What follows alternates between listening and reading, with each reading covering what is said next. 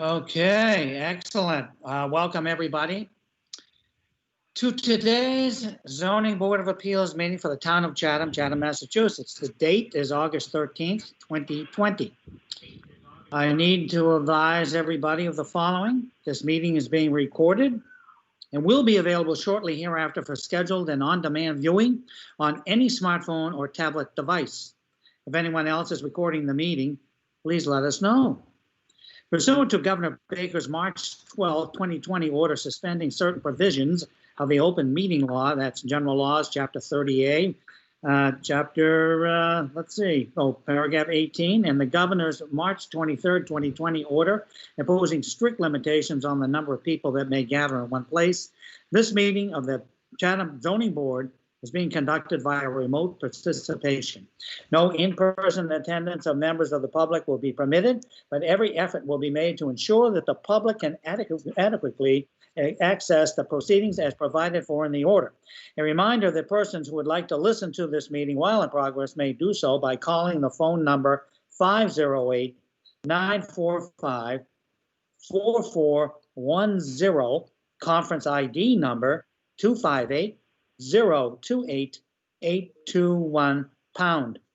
Despite our best efforts, we may not be able to provide for real-time access, and we will post a record of this meeting on the town's website as soon as possible. Okay, we will now have the roll call of all board members, and as I requested the last time, please use more of your full name than your nickname.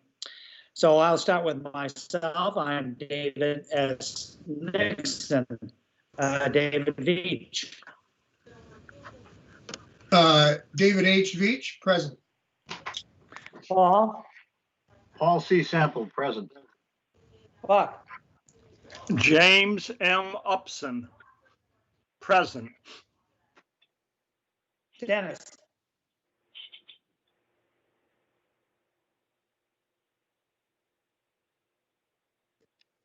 Sorry, Dennis Sullivan, present. Dave Thompson. David R. Thompson, president. Megan. Present, excuse me. Megan Story, present. As you might have noticed, I did not read Happy's name. Happy is not with us today. As such, Sarah, in our rotation, which one of our associates will be voting? Dave Thompson is the next in rotation. Okay, very good. I might say that all citizens, non-board members participating in the call, we need to know your name and the last 4 digits of your phone number for identification purposes. The meeting is conducted in the following manner. The hearing notice will be read by Mrs. Sarah Clark. Sarah is a town of Chatham employee. She fills the 2 functions. She's the PPO for the town. That's the Principal Permitting Officer. She also is the Executive Secretary for the Zoning Board of Appeals. After that has been read, the hearing notice has been read, then the individual or firm, whatever it might be, will present the argument and the criteria for the appeal or application. Following that, I will ask for anybody that's out there that wishes to speak in favor of the appeal or the application to do so, and you do that by indicating and kind of wave your hand or whatnot to make sure that Sarah can recognize you. We take a little bit of time to make sure we cover everybody, and then you will do that. Following that, I will read all of the letters that we've received, whether they pro or con. When that's done, I will ask for anyone who wishes to speak against the appeal or application, or actually has a question about it, to do so. Again, you indicate by on the screen waving or saying something to Sarah so she can pick you up. When that's done, the applicant may wish to rebut some testimony, whether it was written or spoken. Following that, the board members will get to direct their questions to anyone that had anything to do with presenting this. Further that, and when we're done with that, we would close the public hearing and we would go into deliberation. Deliberation would be just amongst ourselves unless a board member chooses to include someone who had been part of the discussion, if it was a question or something like that.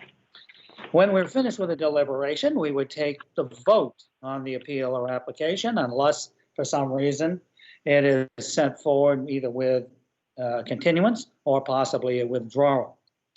All votes will be taken by roll call, and in Massachusetts, Zoning Board of Appeals, to be successful, a supermajority must vote for your application. That means of the 5 votes that will be cast with each individual application, you need to get 4 yeses to be successful. A simple majority of 3 is not successful. As I mentioned, all votes will be taken by roll call. The voters today will be myself, a regular member, also Mr. Veach, Mr. Semple, Mr. Upson, and all being regular members. And as you heard, Dave Thompson will fill in for Happy today. So those are the 5 voters. Is there any questions out there about anything that I've just run by? Okay, so I think we'll go on to hearing number 1. That's application 20038. Sarah, please. Okay, application number 20-038. Marvin and Cynthia Dollinger, care of William G. Litchfield Esquire, 330 Orleans Road, North Chatham, Mass. 02650. Owner of property located at 14 Pine Ridge Road, also shown on the Town of Chatham's Assessor's Map 8C, Block 24, Lot S40. The applicant seeks to enlarge, extend, or change a non-conforming dwelling on a non-conforming lot via the construction of an addition. Also proposed is the relocation of an existing 85 square foot shed. The existing dwelling is non-conforming and that it is located within the Coastal Conservancy District. The proposed addition in an existing dwelling will be non-conforming in that they will be located within the Coastal Conservancy District floodplain elevation 11, where a 50-foot setback is required. The existing building coverage is 1,775 square feet, 26.9%, and the proposed building coverage is 2,005 square feet, 30.4%, where 15% is the maximum allowed. The lot is non-conforming and that it contains 6,598 square feet of buildable upland and 14,334 square feet, where 20,000 square feet is required in the R20 zoning district. A special permit is required under Mass General Law, Chapter 40A, Section 6, and Section 5B of the Chatham Protective Bylaw. Good afternoon, Mr. Chairman, members of the board. Bill Litchfield. Welcome, here Mr. on- Litchfield. Welcome. Thank you, Mr. Chairman. With me here today, virtually, are Marvin and Cynthia Dollinger, who are the owners of 14 Pine Ridge Road in West Chatham. We are seeking today a small expansion on the rear of the property to make it somewhat more livable. When the Dollingers first approached me in this connection, I had to give it sort of double thought. Those of you who have long-term familiarity with the town of Chatham and its zoning bylaw will perhaps recall the name Hal Swetland, who was our zoning officer from 1975 until 1985. This was Mr. Swetland's home, and Cynthia is his daughter. The Dollingers would like to make more and year-round use of the home, so they are seeking a special permit to expand a small wing in the rear, as shown on the site plan there at the top left, which consists of 230 square feet, which would allow them to expand one of the first floor bedrooms, make it a master bedroom, build out more closet space, as well as a master bath. So given that you have a somewhat lengthy agenda, and I know that this virtual proceedings sometimes go on rather lengthily, I will try not to do that and will instead go into the criteria. The first of which, as you know, is adequacy of site, including building coverage and setbacks. At present, the site is adequate for the existing home built under prior zoning back in around 1962, notwithstanding the fact that it exists in a coastal conservancy district and has, because of that, coastal conservancy district has excess coverage, but in fact, the coverage is only 10.2% of the overall lot. As you can see, the right-hand side of the lot is now within the Coastal Conservancy District, but coverage is currently only 10.2%. If you approve the special permit, you can do so based on the finding that the site is adequate for the small addition, which will conform to both the north and west sideline setbacks. We will be relocating the shed as shown there, which is right now you went out in the backyard and you saw where the shed is.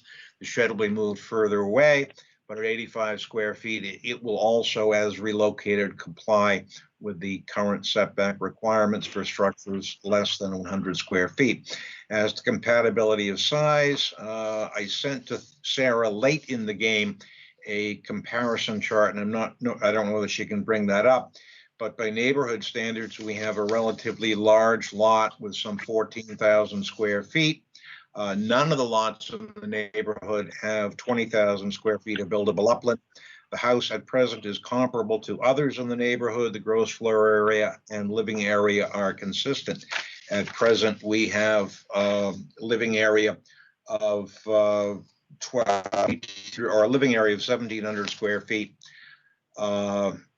And will, if the special permit is approved, have living area of 2,002 square feet. The only reason that the gross floor area and living area is somewhat larger than others in the neighborhood is because, unlike a lot of the houses, this is a 1.5 story home. But even as expanded, it will still be in keeping with its surroundings. As to the extent of increase in nonconformity, we have a Coastal Conservancy District and resulting coverage nonconformities. If you approve the special permit as noted, coverage will increase. Thank you, Sarah. That's the comparison chart, and I appreciate that. Coverage will increase by 230 square feet to just 12.4% of the entire lot. And if you look at the comparison to others in the neighborhood, there are other homes on similar size lots. Its coverage was 16%, 14.7%, 14.1%. So if you approve the special permit, we will still be in keeping at 12.4%. The Coastal Conservancy District issue and lack of buildable upland affects a lot of lots in the neighborhood. Nothing unusual about that. As to suitability of site, the lot has supported a home since 1962.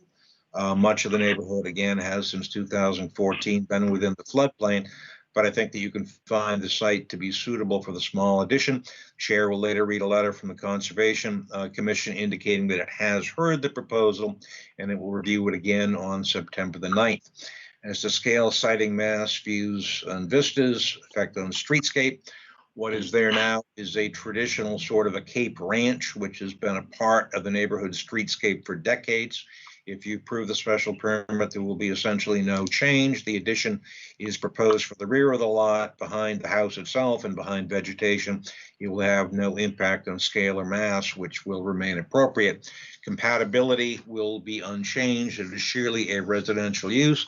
As to add, there is shown on the bottom right, the sort of salt box shed addition going out the 230 square feet. And the scale and the mass will remain appropriate. It won't be seen from the street. As to adequacy of sewage and water, we have town water and Title V septic. Board of Health agent has written, and she has no concerns on behalf of the Board of Health. Noise and litter, adequacy of utilities, impact on traffic flow and safety are not here at issue. What is at issue is whether this proposed small addition at the rear of the lot with a relocated shed and an expanded deck is substantially more detrimental to the neighborhood than the current non-conforming structure on a non-conforming lot. I think you can find that it is not at all detrimental, let alone substantially more detrimental. The coverage percentage admittedly seems high, but in reality, looking at absolute numbers, we're only increasing by 200 odd square feet to just 12.4% of the lot. The scale and the siting are appropriate, but the expanded bedroom and the additional closet space and first floor good-sized master bath will make for a much more functional and useful home for the Dollingers.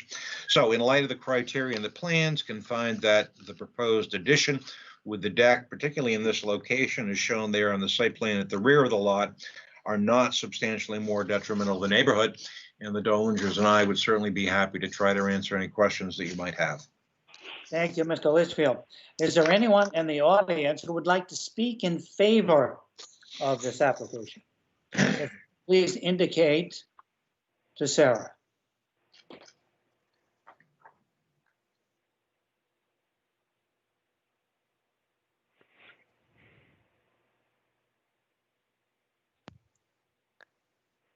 I am seeing no hands raised and no one waving at me, so. Okay, very good. Then I will read the correspondence. First, we have a letter dated August 11th. This is from the Town of Chatham Conservation Commission, Assistant Agent Paul Whiteman. He writes, the Conservation Commission continued the above referenced project to September 9th, 2020 for further review. There's no reason why they did, but that's what it says. And then we have a note from the Board of Health, Town of Chatham. This is Judith Giorgio. She writes on August 11th, I have reviewed the plan to add an addition to the house at this property. The proposed plan will not add septic flow, nor will it encroach on the existing septic system. I have no concerns about the proposal. That's the extent of the correspondence. Is there anyone in the audience who has a specific question about this or would like to speak against it? If so, please indicate on the screen to Sarah that you would like to do that.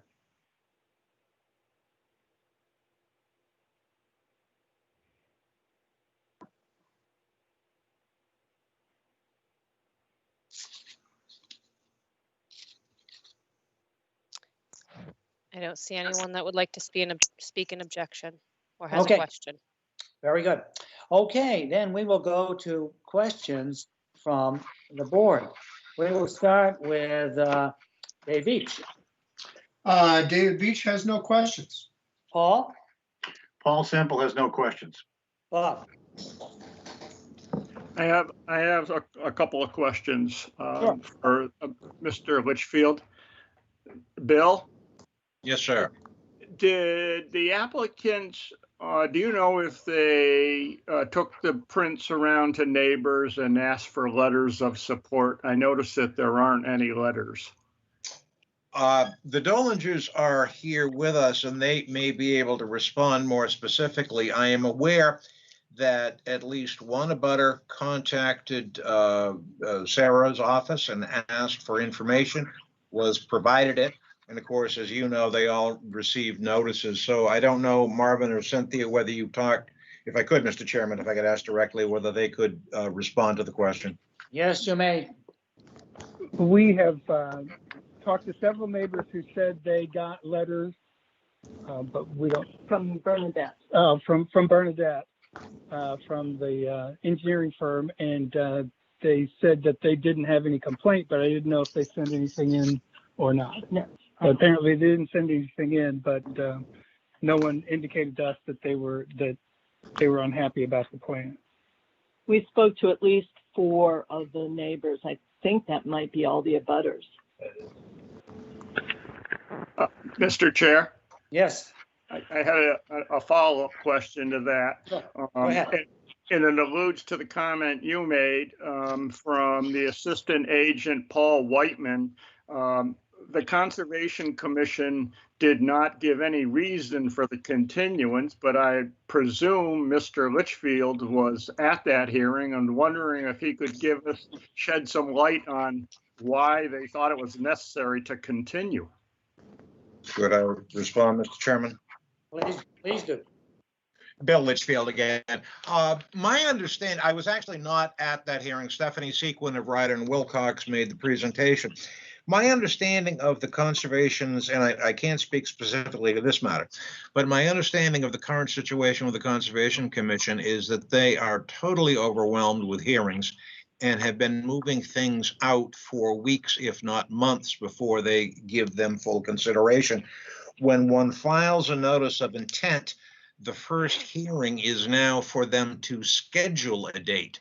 And I tend to suspect, and if anyone can correct me, but I tend to suspect the reason for this is simply their current workload rather than particular concerns about this project. Attorney Litchfield is correct, and I believe that they're scheduled for their hearing, or at least the initial hearing, on August 26th.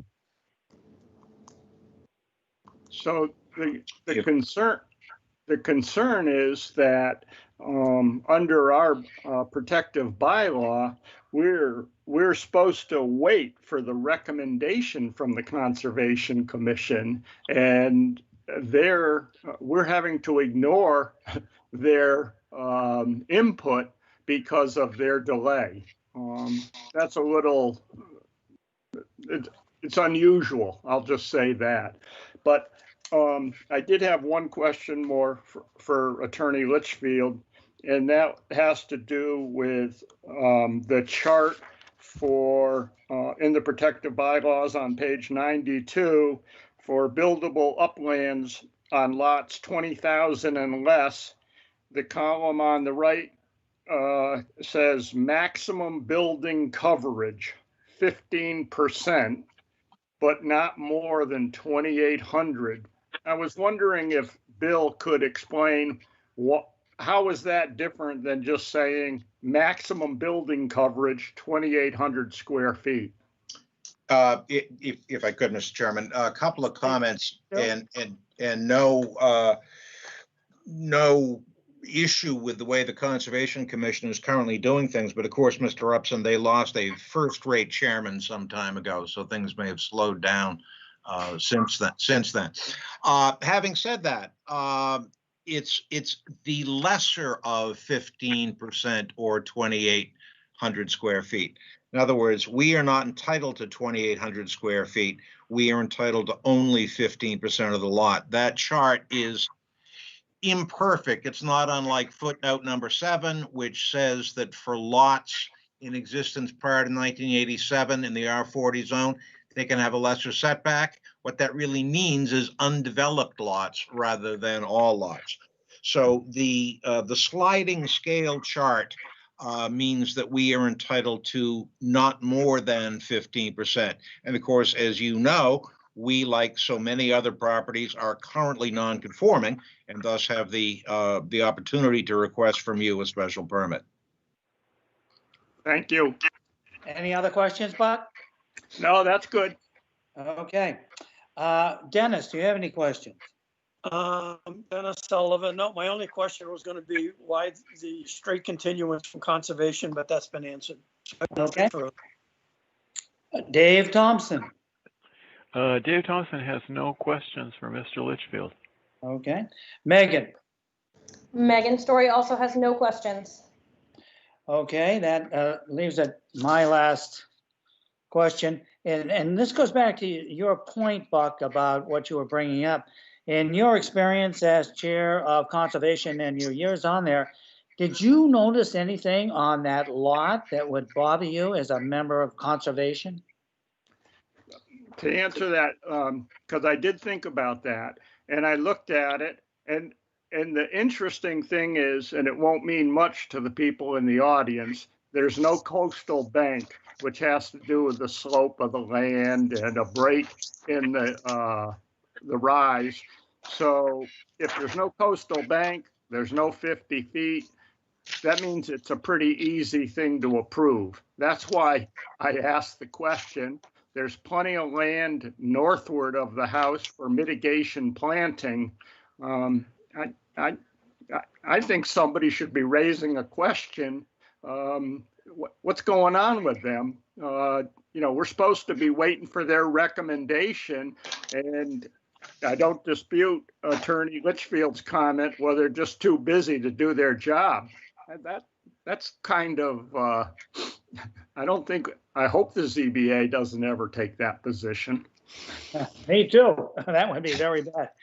Well, in other words, if I can just wind it up from what you're saying, Buck, you don't see any reason for us not to go forward with this hearing?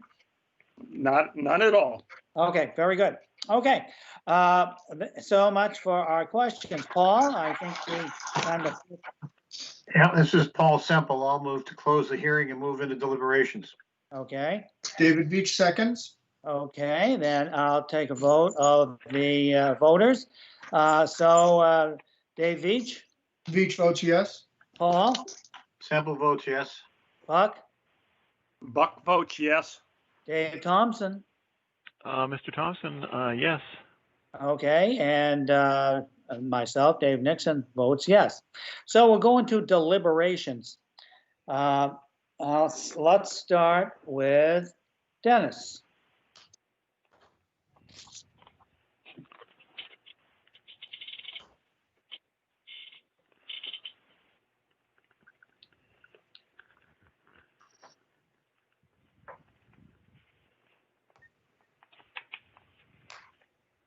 I'm sorry, did you not hear me? I thought I unmiked myself. Okay, Dennis, we're into deliberations now, so I did call on you. Oh, okay. Dennis Sullivan, I'm not voting on this, but it certainly is a nice little project. If I were voting, I would certainly vote in favor of it. I think it meets all our standards. Dave Thompson. I agree on that one. You really can't see what's going to happen from the street. It's not a very big addition. It's going to make the house more livable. I will vote in favor for it. Megan. I feel the same. This is Megan's story. I too would vote in favor if I were voting today. Dave Veach.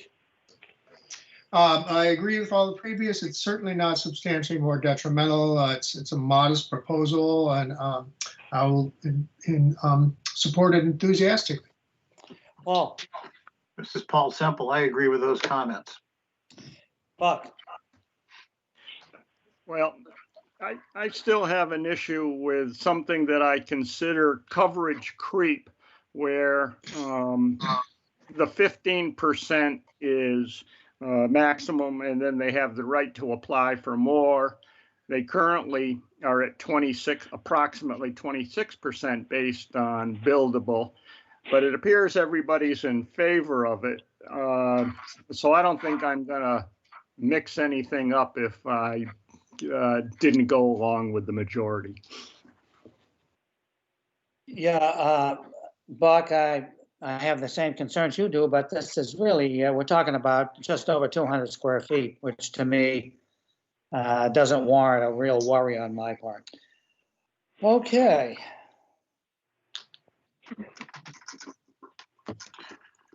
Paul. This is Paul Semple. I will move to approve the application as submitted, and I guess we just need to consider what conditions we need on that application. That is correct. David Veach seconds. Okay. So I think before we take the official vote, we should run through any possible conditions. Let's start with Megan. Megan, do you feel we need to condition this in any way? Because of the location on the law, I would not condition it in any way. Okay. Dave Thompson. Yes, I would condition it, and that's somewhat of a rental area. I wouldn't let anything happen during the summer. I wouldn't let anything happen on weekends. Construction between 8 and 5. So you're recommending that there be no construction between June 13th and Labor Day? Is that correct? That is correct. That is correct. And no, nothing should be permitted to happen on weekends. Okay. Dennis, conditions? My concern would be construction vehicles parking on the lot. Mm-hmm. There doesn't seem to be access to that, but I'd like to hear some talk about that. Okay. Buck? Well, I did drive down Marshview, or the street that is to the west, and as you get down to the low point on the property, there appears to be, I'm just guessing, room for 6 or 8 truck construction trades people, construction vehicles. So to address Dennis's concern, but obviously the applicants could further add to it. I do think, in response to David Thompson's comment about no work on the weekend, I hope he was just thinking in the summer, but maybe he was thinking 52 weeks a year. I think that's pretty tough on. It could be a nice weekend versus a nor'easter on the work day. I would hope we could relax that a little bit. Well, there's not supposed to be any construction activity on a Sunday anyway, but okay. Paul, how do you feel about conditions? Well, this is Paul Semple. I think we do need to use perhaps what are our standard conditions, which is all construction activity and vehicles to be canned on site. And I guess use either June 13th or June 30th as the time frame until Labor Day for no exterior construction. No work shall be permitted on weekends and construction activity between 8 and 5 p.m. I did notice that Pine Ridge is a pretty narrow road, and there are some curves in there where if you had construction vehicles outside on the road, it could create a real problem. So I think all of those standard construction activity conditions that are in our normal provisions should be included. Dave Beach. Yeah, David Beach. Well, I definitely, the vehicles contained on site, I'm in favor of. As far as the summer restrictions, I don't know that I would have offered that, but I can go along with it. You keep in mind that this is a pretty simple, straightforward project. It's not like a rebuild or anything like that. So I'm not so concerned about the impact of the neighborhood, but if the other members want to have the summer restriction place, I'm happy to go along with it. Okay, Mr. Litchfield, may I ask you, please, about if we rolled out the standard conditions, would there be any problem? And I'll just go through them. All construction activity and vehicles to be contained on the site between June 30th and Labor Day. No exterior construction, no work permitted on weekends, and construction activity between 8 a.m. and 5 p.m. only. Do you have any problem with any of those conditions? Thank you, Mr. Chairman. My only concern is that you're right. This is a fairly short construction project, and I have not talked with the Dolingers specifically, but I assume they would like to get started relatively soon. They've been waiting for a while anyway.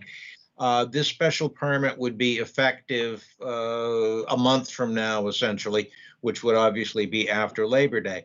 The only concern I would have is that keeping construction vehicles on site, I would prefer that it be a condition that the ways not be blocked. It might be that a neighbor would allow something to be off-site.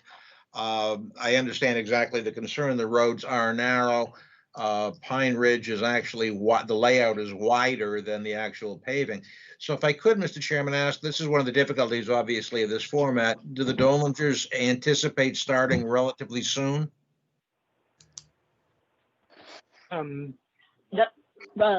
soon as possible, but not before September. Thank you. So we would have no problem with the summer construction prohibition, because if this one room of 230 square feet isn't done by June, the Dolingers will have a bigger problem than the summer restriction. So that would be no problem. So a condition that either construction vehicles be kept on site, or at a minimum that the roads not be blocked, would be satisfactory. Thank you. Okay, I don't know if I particularly like that wordage. You know, your point about other neighbors allowing the vehicles and all that, perhaps it would be all construction activity and vehicles to be contained on site unless an agreement has been made with neighbors to keep it on private property. You know, I can see that. It doesn't have to be on their site, it can be on private property. But boy, I wouldn't want to see anybody in that road. No, I agree. That, Mr. Chairman, would be perfectly acceptable. Thank you. Okay.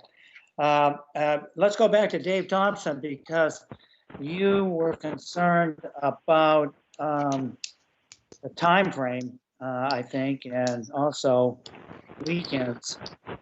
Was your concern to have it 52 weeks of the year or just in the summer? Just in the summer, sir.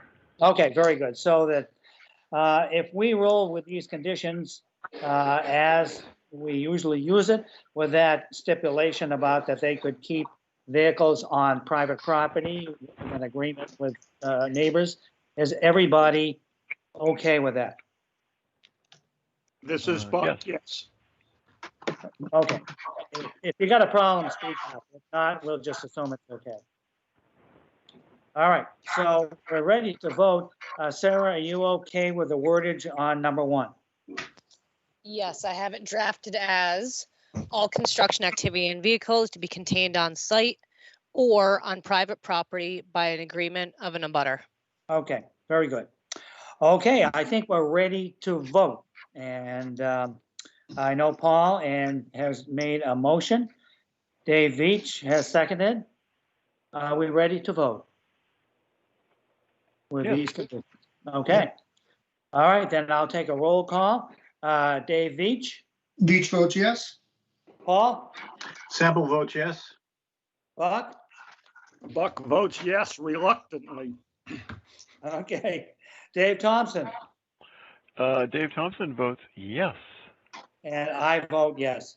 So that's it. Thank you very much, Mr. Thank you Litchfield, very and also to the your clients, the Dolinger, for participating. Thank you. Okay, Sarah. Thank you very much. Sarah, let's go on to Okay, our 20. next application. Yep. 20-039, Robert and Elizabeth Potter, care of William G. Litchfield Esquire, 330 Orleans Road, North Chatham, Mass. 02650, owner of property located at 391 Stage Harbor Road, also shown on the Town of Chatham's Assessor's Map 14B, Block 18, Lot 4. The applicant seeks to modify special permit number 17-110, granted on December 15th, 2017, which allowed for the demolition of the main dwelling, one cottage and garage, and the construction of a new dwelling, cottage, and garage. The applicant now seeks to modify special permit number 17-110 to allow for the construction of a covered entry 31.4 feet from the road where a 40-foot setback is required, and the installation of exterior mechanical system appliances, AC condensers, 13.3 feet from the southwesterly abutter where a 25-foot setback is required.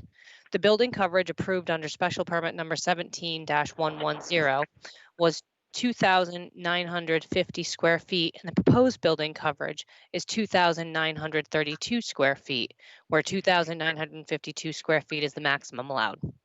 The lot is non-conforming in that it contains 27,796 square feet, where 40,000 square feet is required in the R40 zoning district. A special permit is required under Mass General Law, Chapter 40A, Sections 6 and 9, and Sections 5B and 8D2B of the Chatham Protective Bylaw. Mr. Litchfield. Good afternoon, Mr. Chairman. Bill Litchfield here on behalf of Bob and Liz Potter in regard to 391 Stage Harbor Road.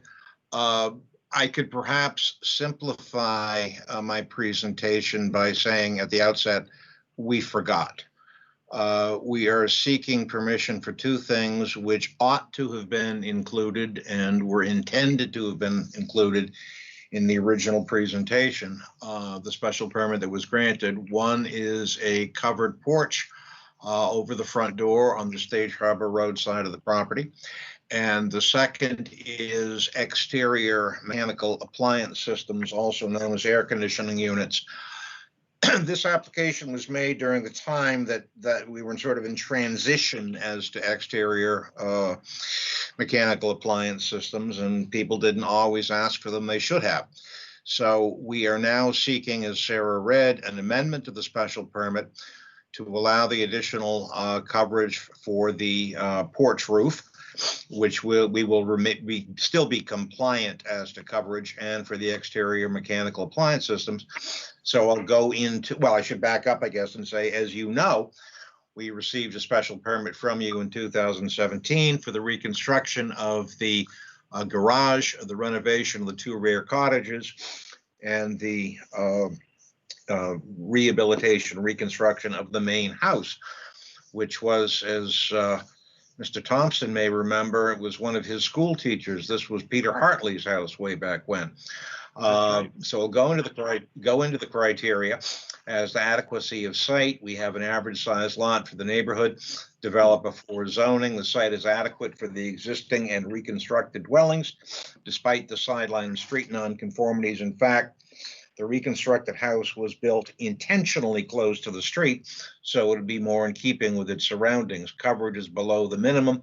If you approve the special permit, you could do so based on the finding the site is adequate for the addition of the AC units and also for the small addition over the front porch. There's no change in setbacks or coverage nonconformities. As to compatibility of size, we have a mid-size house and a mid-size lot. There are others in the neighborhood which have cottages at the rear. One of them just down the street has 4 cottages, which is not unusual for the neighborhood. If you approve the special permit, the size of the house itself won't change at all. It will remain compatible, and of course, the AC units have no bearing on size. As to the extent of increase in nonconformity, we have several nonconformities. Street and sideline setbacks, multiple dwellings, frontage, and so forth. There is no increase in nonconformity if you approve the special permit. Pardon me, the units themselves are further from the street than the existing street and sideline, rather than its existing home from the street and sidelines. That's the suitability of site. The site has been suitable for the century or so since it was first developed, and it has now, as we think, tastefully rebuilt. Will remain suitable for the front porch and for the AC units. It's without impact on the natural environment, but it will, of course, have a very positive impact on the potter's natural environment and the air conditioning. So scale siting mass, I think, a very attractive an appropriate home designed by Chris Cannon, built by Bob, very supportive of its time, which we appreciated. The house itself, I think, has a positive impact on views and vistas, and that will not be changed by the grant of the special permit. The exterior mechanical appliance systems will have no impact on scale, sighting, mass, views, and vistas. The small front porch, I think, is appropriate. The other criteria are not really the issue. It will remain compatible bedrooms, no change there. What is the issue, as you know, is whether the small coverage addition on the porch and the proposed AC units will be substantially more detrimental to the neighborhood than what we think is a charming reproduction. Recently, the house has received many compliments as a boon to the neighborhood and its historic character. Unfortunately, as I said, we did make these 2 requests in 2017. So in light of the nature of the request and the criteria, I think you can find the proposed changes are not substantially more detrimental to the neighborhood, and certainly be happy to answer any questions. Thank you, Mr. Litchfield. Is there anyone in the audience who would like to speak in favor of these proposals? Please indicate to Sarah if there is. Yeah.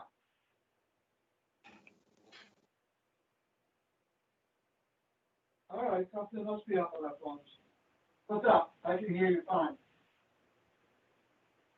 I'm not certain if the person speaking is wishing to speak to us or if they're having a conversation on their own. It sounds like they're having a conversation on their own. Okay. All right, I will take it that there is no one wishes to speak in favor. So I will read the correspondence.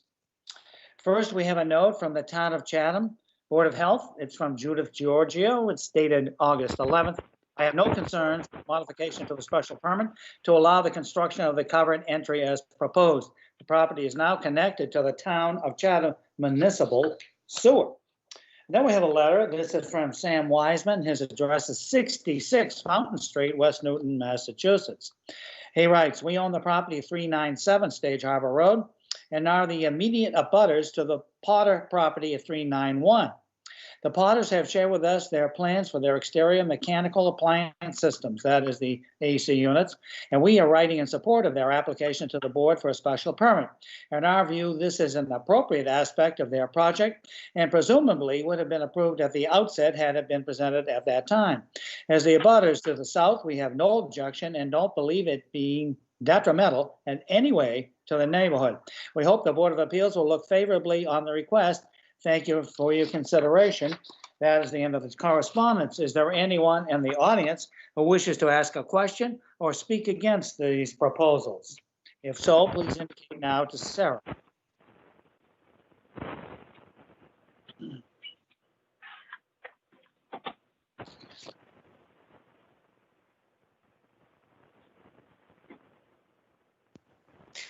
I see none, David. Okay, thank you.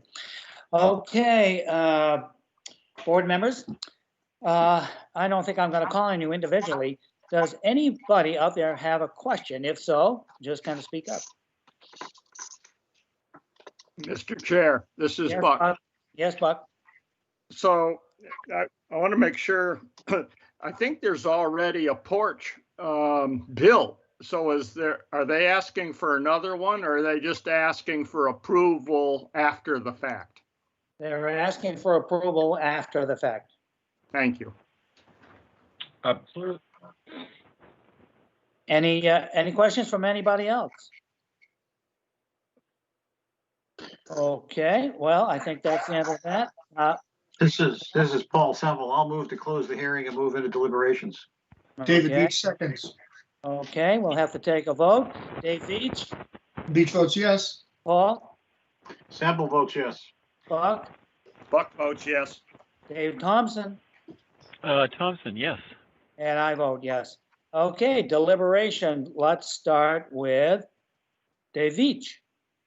Okay, well, I very much like this design. The design of this house was presented to us first, and had these aspects. And the porch, I think, is belongs there and looks well. And the air conditioning units seem to be sited well, and has the blessing of the only neighbor that might be affected by them.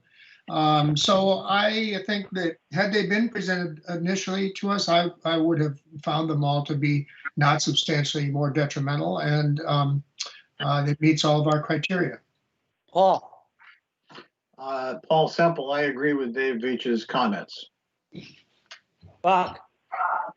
This is Buck. I believe the application complies with all of our criteria, and I would support it.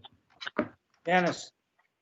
Dennis Sullivan, yes. If I were voting, I would certainly vote in favor of it. It meets all the standards. Dave Thompson. I am 100% in favor. Megan. I too am 100% in favor. Okay, and myself, Dave Nixon. Mr. Litchfield, the only thing that troubled me is nothing was staked. So we had to get your applicant, I guess we got him out of bed. I'm not too sure, to show us where things went. But that's between you and him.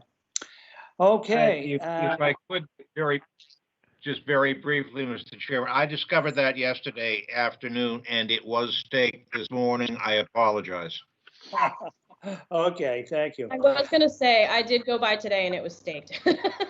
All right, well, it wasn't yesterday, and there you go. All right, then I think we're ready to, Dave, Paul. Yes, this is Paul Semple. I'll move to approve the application as submitted. I think, given that the porch is already there and we're only talking about the air conditioning units, I don't think we need any conditions on this. Okay. David Beach seconds. Okay. I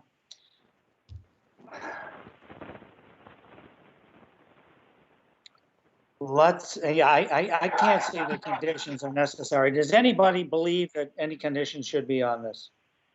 No. No. Okay. All right. Then I think we're ready to vote.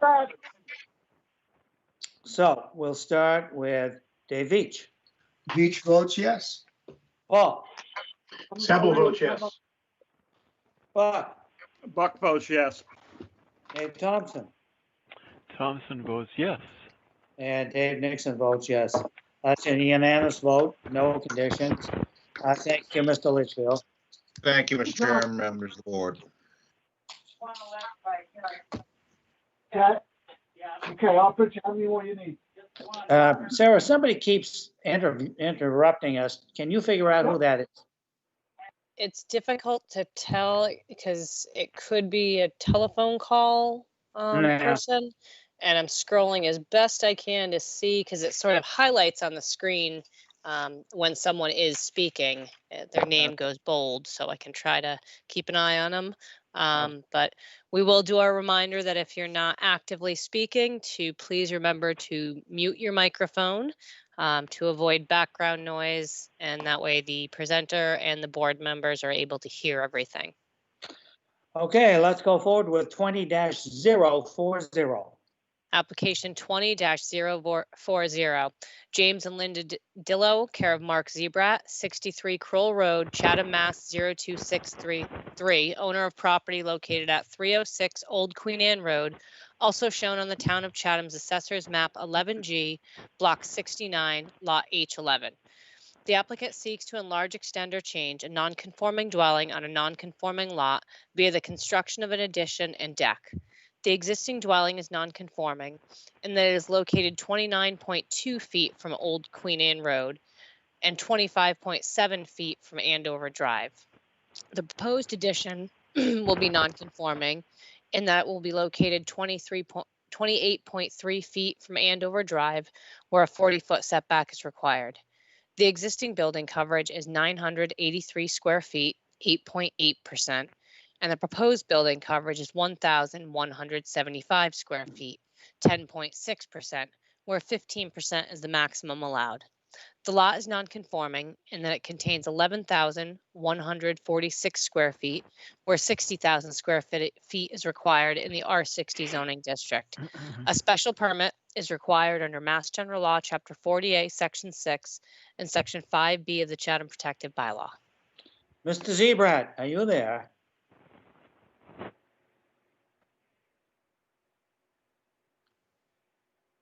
Mr. Zebrat?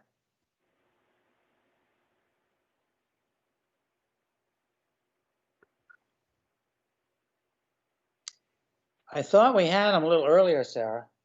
I believe he is still here. He just needs to unmute his cell phone. Okay.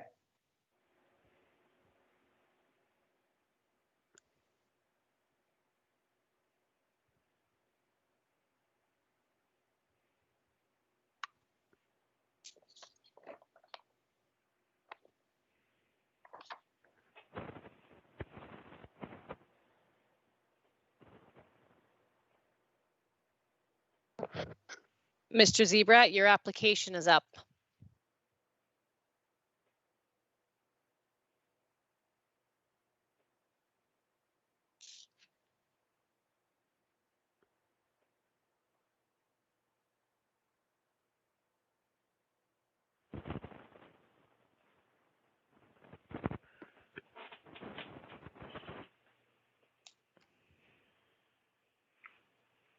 Mark, can you hear us? I hear you, and I also see that the 6043 number is someone speaking on it, but I don't hear them. Okay. So he's the 774 number. The 6043 number is me, Dave Oh, Thompson. We're looking for 8061. I did just send him an email hoping that he is in front of his computer. Okay.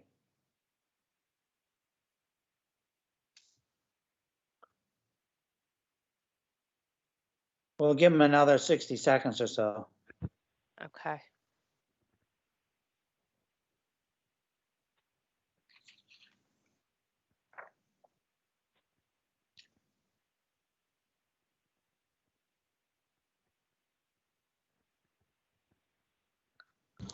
Sarah, what, this is Craig. What phone number is that? 774-353-8061. Okay, he may need to try *6 to unmute if he's got a issue with that. I'm not seeing him speaking, so he may not be at the phone. Okay. would you like me to call that cell phone number, Sarah? This is Mark. If Yeah. you don't mind, that would be wonderful. I'll do that right now. Okay. Yeah, if that doesn't work, Sarah, we should go on to 041. Okay.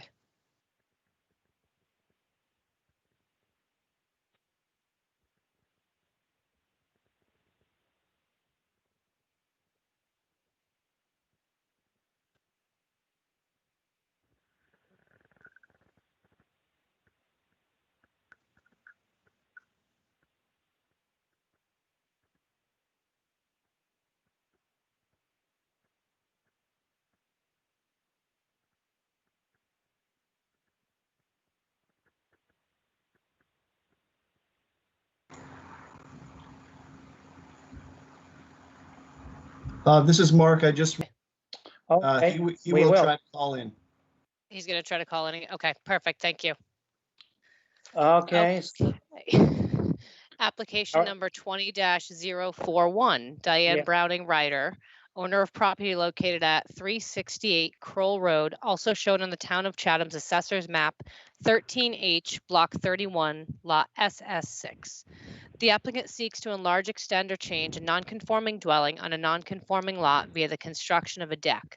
The existing dwelling is non-conforming in that it is located 7 feet from the southeasterly abutter.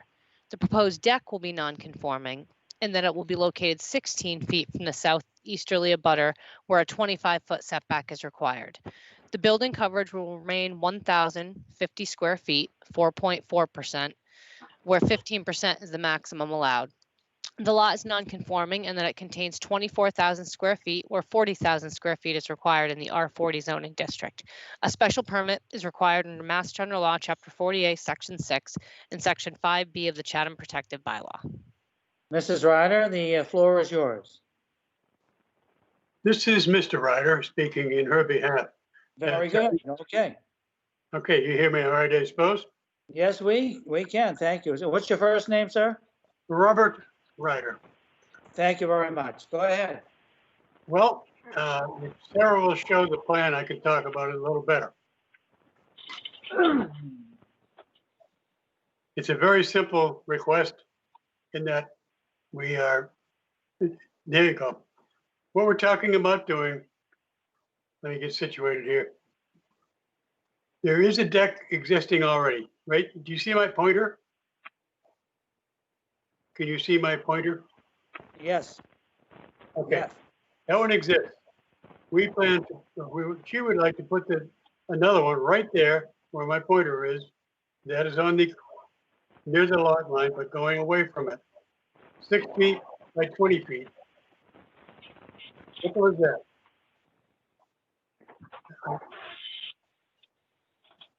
You're gonna have to help me a little bit because this is my first time going through a property request. Yeah, no, you've told us what you'd like to do, and perhaps you'd tell us why you'd like to do it. And then I know Sarah has given you the criteria. I don't want you to go through all of them, but I think it's important for you to mention how it affects your neighbor. The neighbor will not even be able to see it because of the placement of our house is down low. Our house is down lower than the southerly abutter by quite a bit. And there's only one person living there. It would be Mrs. Ryder's son. Okay. That will be the case for a long time. Sometimes the back deck, very windy, sunny, it's not comfortable. There are times when the front deck would be nicer. Again, the home is very low in property. It goes right up the hill to very steeply to, you've probably been there. You know what it is. Crow Road. Yes. Yeah. I don't think it's going to substantially change anybody's view or the quality of the area or an eyesore. Because back behind that house is conservation land. And that's very steep as well, unbuildable. It's not going to change it will change the square footage, yes, by 120 feet plus perhaps this little step, wherever that turns out to be. It's stated as not changing it, but it does. Okay, well, I think that's enough of an explanation. Thank you very much. I'll ask for, is there anyone in the audience who wishes to speak in favor of this application?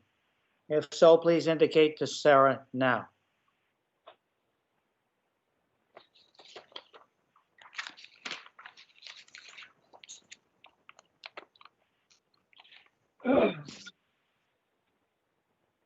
I'm seeing no one. Okay, the correspondence consists of one note. This is from the Town of Chatham Board of Health, Judith Giorgio. She writes on August 11th, I have reviewed the plan to add a deck at the above noted property. The proposed plan does not add sewage flow to the property, nor does it encroach on the existing septic system. I have no concerns at this time. Is there anyone in our audience that wishes to speak against this proposal or has a specific question, please indicate to Sarah now.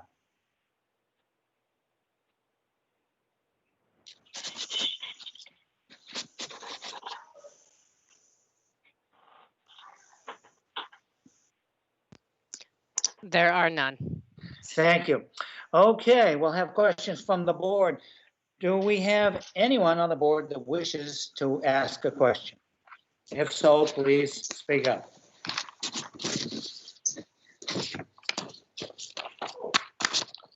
I'm not hearing that there are any questions.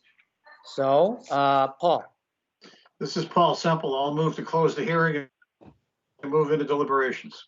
okay. David Veach seconds. Okay, we'll take a roll call of the votes. Dave Veach, Veach votes yes. Paul, Sample votes yes. Buck. Aren't we doing deliberations? Yes, we're going into deliberation. I'm sorry. Yes, a vote to go into deliberations. Buck That's- votes that's good. yes. Okay, Dave Thompson, Yes. and I vote yes. Okay, deliberations. Well, Buck, we'll start with you. It's a wonderful project and I support it. Okay, Paul, They're clearly not substantially more detrimental to the neighborhood, so Paul Semple supports it. Dave Veach, I agree with the previous. Megan, I agree with the previous. I support it. Dave Thompson, I agree with everyone, and I do support it. Dennis. Dennis Sullivan, if I were voting, I certainly would vote in favor. Okay, does anybody think any conditions are applicable to this? All right, hearing no one. So Paul, make a motion, please. This is Paul Semple. I'll move to approve the application as submitted. Okay, David Veach seconds. okay, so we will vote. Dave Veach, how do you vote? Veach votes yes. Paul, Semple votes yes. Buck, Upson votes yes. Thompson? Oh, Thompson, yes, of course. Okay, and I'll vote yes. Sorry. That's a unanimous vote with no conditions. Thank you, Mr. and Mrs. Ryder. Congratulations. Thank you very much, all of you. Good day. Okay, all right. So do we have Mark around now, Sarah? His phone number's still there. I'm just not sure if he's able to hear us or speak at the moment. Okay. Sarah, Yeah, Mark, is that you? that is me. Okay, we have Mr. Zebrat here. Would you like me to Okay. read the notice again? Yes, please, Sarah, Okay. please read. Okay. Application number 20-040, James and Linda Dillo, care of Mark Zebrat, 63 Kroll Road, Chatham, Mass. 02633, owner of property located at 306 Old Queen Anne Road, also shown on the Town of Chatham's Assessor's Map 11G, Block 69, Lot H11. The applicant seeks to enlarge, extend, or change a non-conforming dwelling on a non-conforming lot via the construction of an addition and deck. The existing dwelling is non-conforming in that it is located 29.2 feet from Old Queen Anne Road and 25.7 feet from Andover Drive. The proposed addition will be non-conforming in that it will be located 28.3 feet from Andover Drive, where a 40-foot setback is required. The existing building coverage is 983 square feet, 8.8%. And the proposed building coverage is 1,175 square feet, 10.6%, where 15% is the maximum allowed. The lot is non-conforming in that it contains 11,146 square feet, where 60,000 square feet is required in the R60 zoning district. A special permit is required under Mass General Law, Chapter 48, Section 6, and Section 5B of the Chatham Protective Bylaw. Okay, Mr. Zebrat, you have the floor. Well, thank you. Can you all hear me? Yes, I think we can. Well, that's wonderful. I've been sitting here listening all along. Okay. Thank you. I'm sorry about the confusion. This is a sunroom addition and a deck for James and Linda Dillo. What they want to do is add a small sunroom, a 12 by 16 sunroom on the back part of their house, put it over where the existing deck is, and add an additional deck on the side of it. This is an R60 lot that was probably an old R20 zone. The lot is probably comparable to all the lots in the area. It's a pretty simple little addition. We've decided to go with the gable roof. The lower pitch on it is so we can get under the existing dormer windows. It's pretty innocuous. It's going to sit on a full foundation.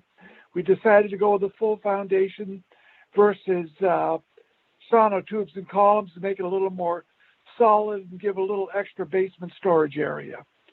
If there's any questions, I can go right into the criteria. Okay, go right into the criteria.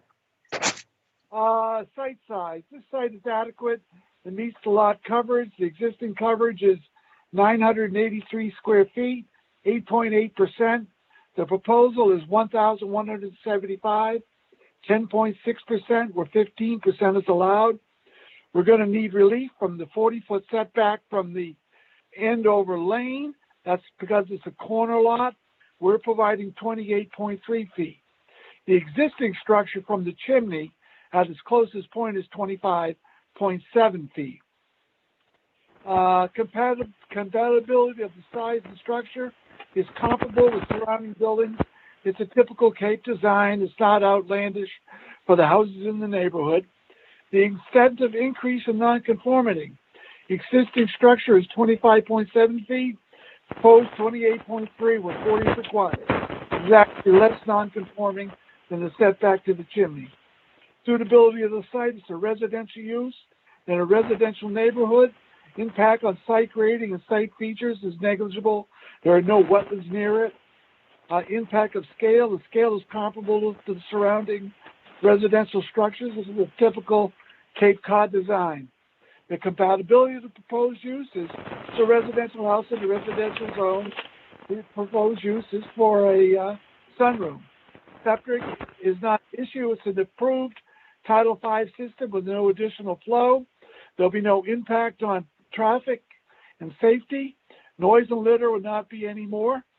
And there are no utilities required. What utilities they have will certainly be adequate. Okay, let me just ask two quick questions, Mark. Number one, when would you want to start construction of this? And number two, how long will the construction period be? I would say we want to start this as soon as the 20-day appeal period ends. That will put us somewhere in the neighborhood of September, October. How long will the construction be? I can't say for sure. I don't have the contractor here, but I would say it's not 2 months. Okay, good. All right. Is there anyone in the audience who wishes to speak in favor of this? If so, please indicate to Sarah right now.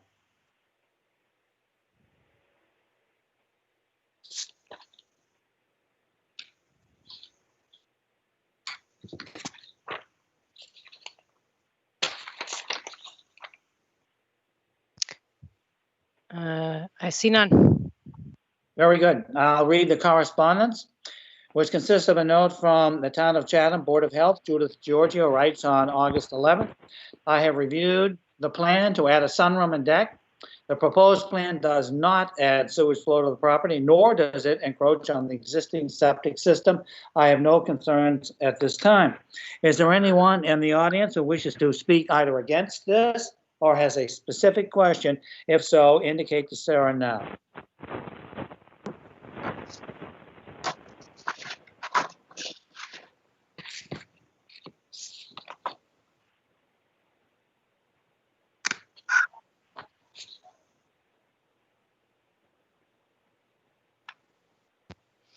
I believe we're good to proceed. Did I hear a voice in the background, sir? No, I don't see anybody that's wishing to speak. Okay, very good. Okay, questions from the board. Dave Veach. David Veach has no questions. Paul? Paul Semple has no questions. Buck? Buck has no questions. Dennis?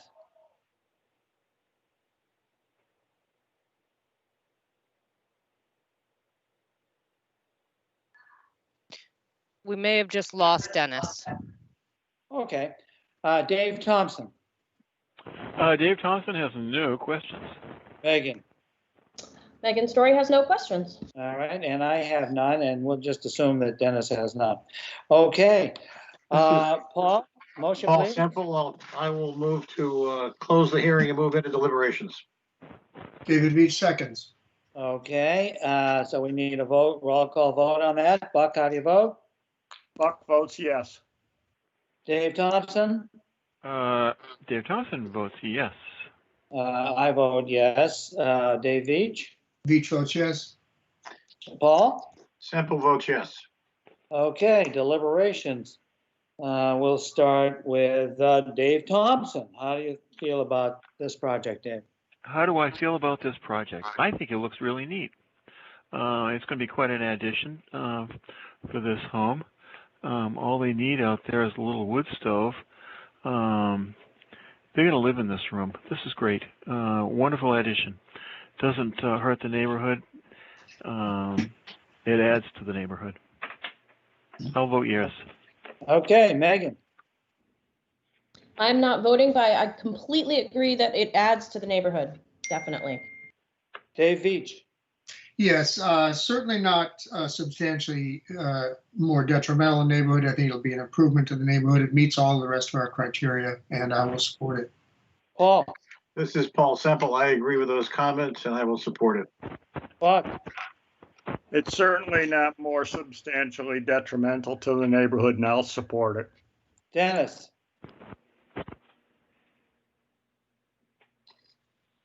You still lost Dennis there? Yeah, wait, he's still not back on yet.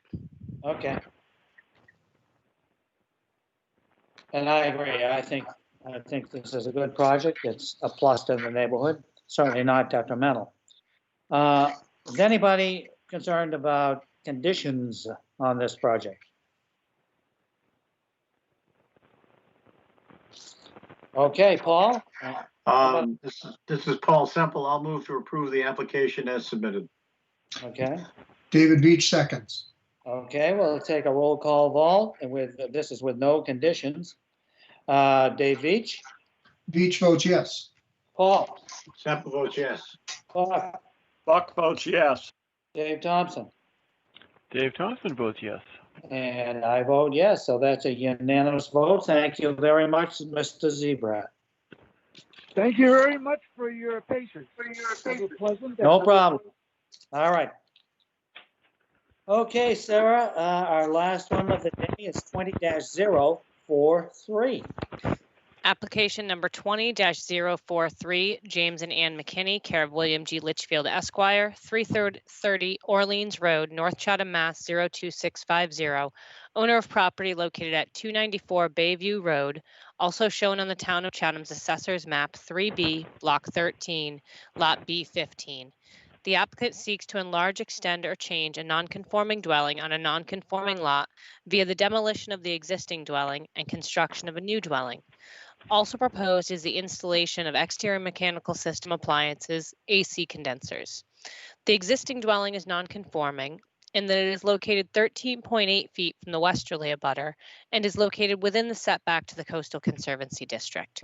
The proposed dwelling will comply with road and abutter setback, but will remain non-conforming in that it will be located within the 50-foot setback to the Coastal Conservancy District. The proposed exterior mechanical system appliances, AC condensers, will be non-conforming in that they will be located 13.9 feet from the westerly abutter, where a 15-foot setback is required. The existing building coverage is 1,222 square feet, 18.2%, and the proposed building coverage is 1,224 square feet, 18.2%, where 15% is the maximum allowed. The lot is non-conforming in that it contains 6,712 square feet of buildable upland and 8,168 square feet, where 20,000 square feet is required in the R20 zoning district. A special permit is required under Mass General Law, Chapter 48, Section 6, and Section 5B of the Chatham Protective Bylaw. Mr. Litchfield. Good afternoon, Mr. Chairman. Bill Litchfield here on behalf of the owners of 294 Bayview Road, Jim and Ann McKinney, who are also here with us today. In fact, I think they're on the screen. We are here, actually, I suppose there's at least one member of the board who, if he has as good of a memory as I suspect he does, will recall that in 2006, a special permit was granted by the Zoning Board of Appeals for reconstruction of a much, much larger home than is now being proposed. And although the Zoning Board of Appeals approved it, there was an unhappy abutter or unhappy abutters, and the applicant decided not to go forward with the resulting litigation. And in fact, Sarah has just brought that up. That was what was approved by a board in 2006, a significantly larger home. But we are not proposing that. Rather, instead, we are proposing to replace the rather tired 1950s Cape farmhouse, or Cape ranch, rather, with a much more traditional home designed by Tom Moore, which perhaps Sarah can bring up. It is a traditional home of 1 1/4 stories as shown there. It is not a full story, 2-story home.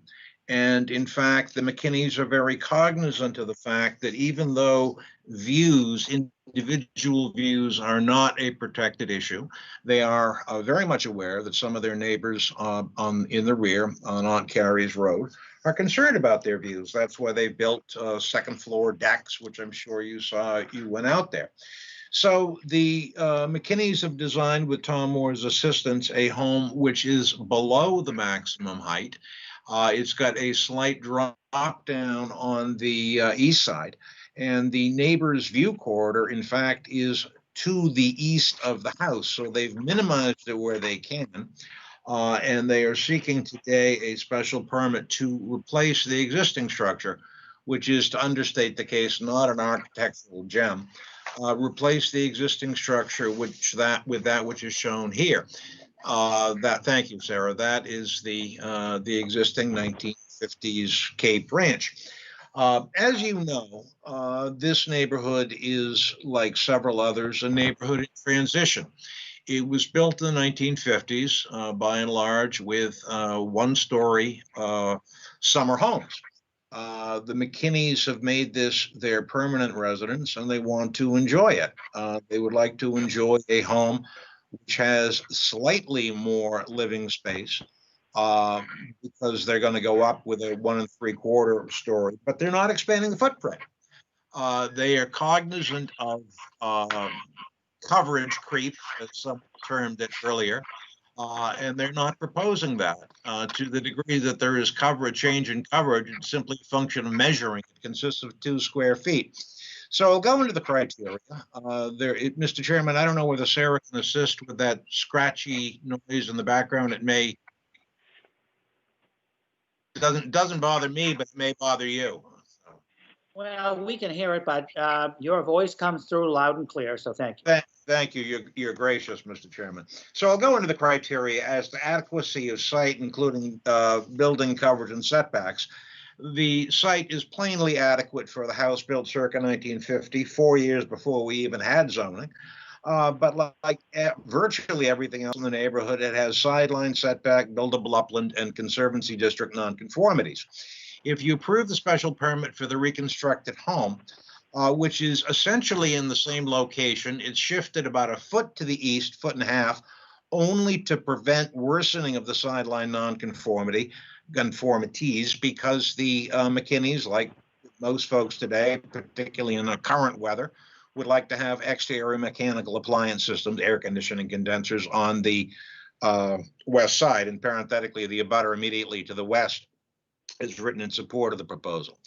The footprint is 1,224 square feet, a mere 2 square feet larger than is proposed.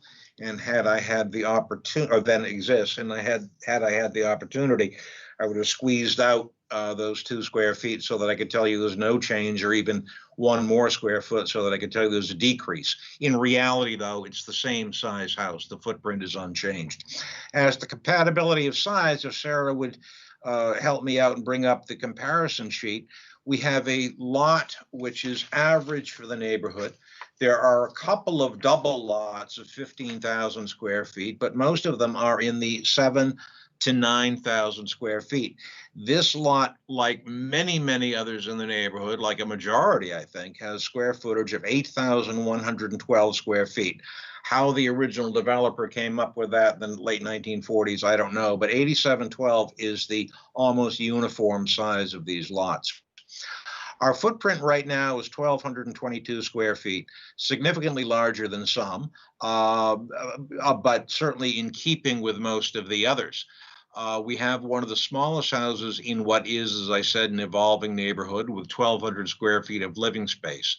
If you approve the special permit, coverage will be 14% of the entire lot, and the resulting gross floor area and living area will be much less than many others which have been redeveloped in the property. It will remain in the neighborhood, rather. It will remain a modest, reasonable, and completely, I think, actually perhaps more compatible home. Because if you look in the third column over to the right, many of the stories, or the last column to the right, rather, most of the, in fact, maybe all of the original homes in the neighborhood were of one story. But a number of them, 1, 2, 3, 4, 5, 6, 7, I think, in that chart, have been increased to 2 full stories. We are not proposing that. We are proposing a 1 3/4 or 1 1/2, depending how you measure it, story house, so that it will remain compatible. As to the extent of increase in nonconformities, as I indicated, like most of the homes in the neighborhood, all the houses in the neighborhood are nonconforming as to buildable upland. All but one of them is nonconforming as to lot size. Coverage is too high on most of them, and we are located, as are many on the south side of Bayview, within the setback to the Coastal Conservancy District. The extent of increase in nonconformity is exactly 2 square feet. That, I think, speaks for itself. As to suitability of site, impact on the natural environment, notwithstanding the nonconformities, the site has been suitable for residential, is suitable for residential use, as it has been for the last 7 decades since the house was built, and it will remain suitable for residential use if you grant the special permit. In light of the question that was asked at a prior hearing as to why conservation has continued the hearing, I telephoned Ryder and Wilcox, the engineers, in the interim, and the answer is simply because they didn't get to it. That's not a criticism of conservation like you. They've been struggling with COVID and pandemic and remote hearings and everything else. So they are going to hear it on August 26th. But I think that this is a case very, very similar to a prior presentation that I made, that there is nothing here. We're not building a new house in a wetland. We're not building a new house in a coastal conservancy district or within the setback to a coastal conservancy district. In fact, we are rebuilding the house almost exactly on the same footprint. And I don't think that conservation will, they can speak for themselves, and they had the opportunity to comment. I will parenthetically tell you that there have been some matters which I have intentionally not filed with you, because I was aware of the Conservation Commission's backlog, and I knew that my filing would not result in a hearing by you because it was an issue of concern to conservation. I didn't want to take up a space on your limited hearing agenda. This is not a case like that. This is something that I think that conservation can approve. As to scale sighting, mass views, and vistas, as indicated, the existing house is of no special charm. It is probably now less in keeping with its surroundings than it had been in light of the changes in this neighborhood. What has been designed by Tom Moore is of traditional design. It remains reasonable, a 1,224 square foot footprint. It's appropriate for its site. Mass is consistent with the surroundings, and it is without impact on neighborhood views and vistas. We know, obviously, as a result of a case that was litigated probably at this point a dozen years ago in South Chatham, that individual views are not protected by our bylaw. The McKinneys are nonetheless concerned and want to work with their neighbors, which is why they designed a house the way they did, not to maximize height, and they didn't shift it further to the east. They didn't expand it as the prior house, which you had approved, had been. I think if you approve the special permit, it will at least arguably be an improvement to the streetscape without affecting neighborhood views and vistas in a negative way. Frankly, when you drive down Bayview, whether you're heading down toward Forest Beach or back up toward Route 28, it is not a charming home. What is proposed now is a very nice home, and I think will be an improvement as to neighborhood views and vistas. Compatibility of use remains the same. It will be a residential use. Parenthetically, the McKinneys, unlike many other people in the neighborhood, live here year round. Some of the folks who have some concerns don't rent. Well, we won't go into that, but the McKinneys will be here year round. As to adequacy of sewage and water, we have town water, 3 bedrooms with a relatively new Title V system. There will be no change if you approve the special permit. The health agent has reviewed it, as the chair will read, and detailed plans will be filed. No effect on traffic flow and safety. As to noise and litter, it's not an issue. There's no change there, although unlike some neighboring properties, ours is not a rental, has no roof deck, so it has certainly no impact whatsoever on noise. The issue is whether construction of a new family home for Jim and Ann without increasing nonconformities whatsoever and with a footprint of only 1,224 square feet is substantially more detrimental to the neighborhood. The house will remain compatible with the neighborhood. The gross floor area and the living area are in keeping with, but less than that of many other surrounding properties. There are homes in the immediate neighborhood with living area of 3,000 and 4,000 square feet, including one right next door to them, or almost next door to them. It will be a 1 3/4 story home rather than a 2-story home. The living area will remain modest. It's a small home. It could not be otherwise. The plans have been discussed with several of their neighbors. Several of them have written in support of the proposal. Others are represented by my friend, Mr. Riley, who has some concerns, which he'll express. And I know the chair will allow me to respond to them later. So in light of the criteria in the plans, I think that you can find that this modest change is not substantially more detrimental. I neglected, however, to point out, and Sarah can perhaps assist with the revised plan. We had proposed to have a deck on the front of the house. We have decided not to do that. There's a small deck there now. So what is proposed now instead, as Sarah has just shown, is a patio. So we are not proposing a deck. So to the degree that, scale is impacted by a deck, we are removing the deck. Instead, it will be a at ground level patio. With that, Mr. Chairman, we appreciate your time. The McKinneys are here with me, and we would certainly be happy to answer any questions. Thank you, Mr. Litchfield. Is there anyone in the audience that would like to speak in favor of this proposal? If so, would you please indicate to Sarah now that you would like to speak?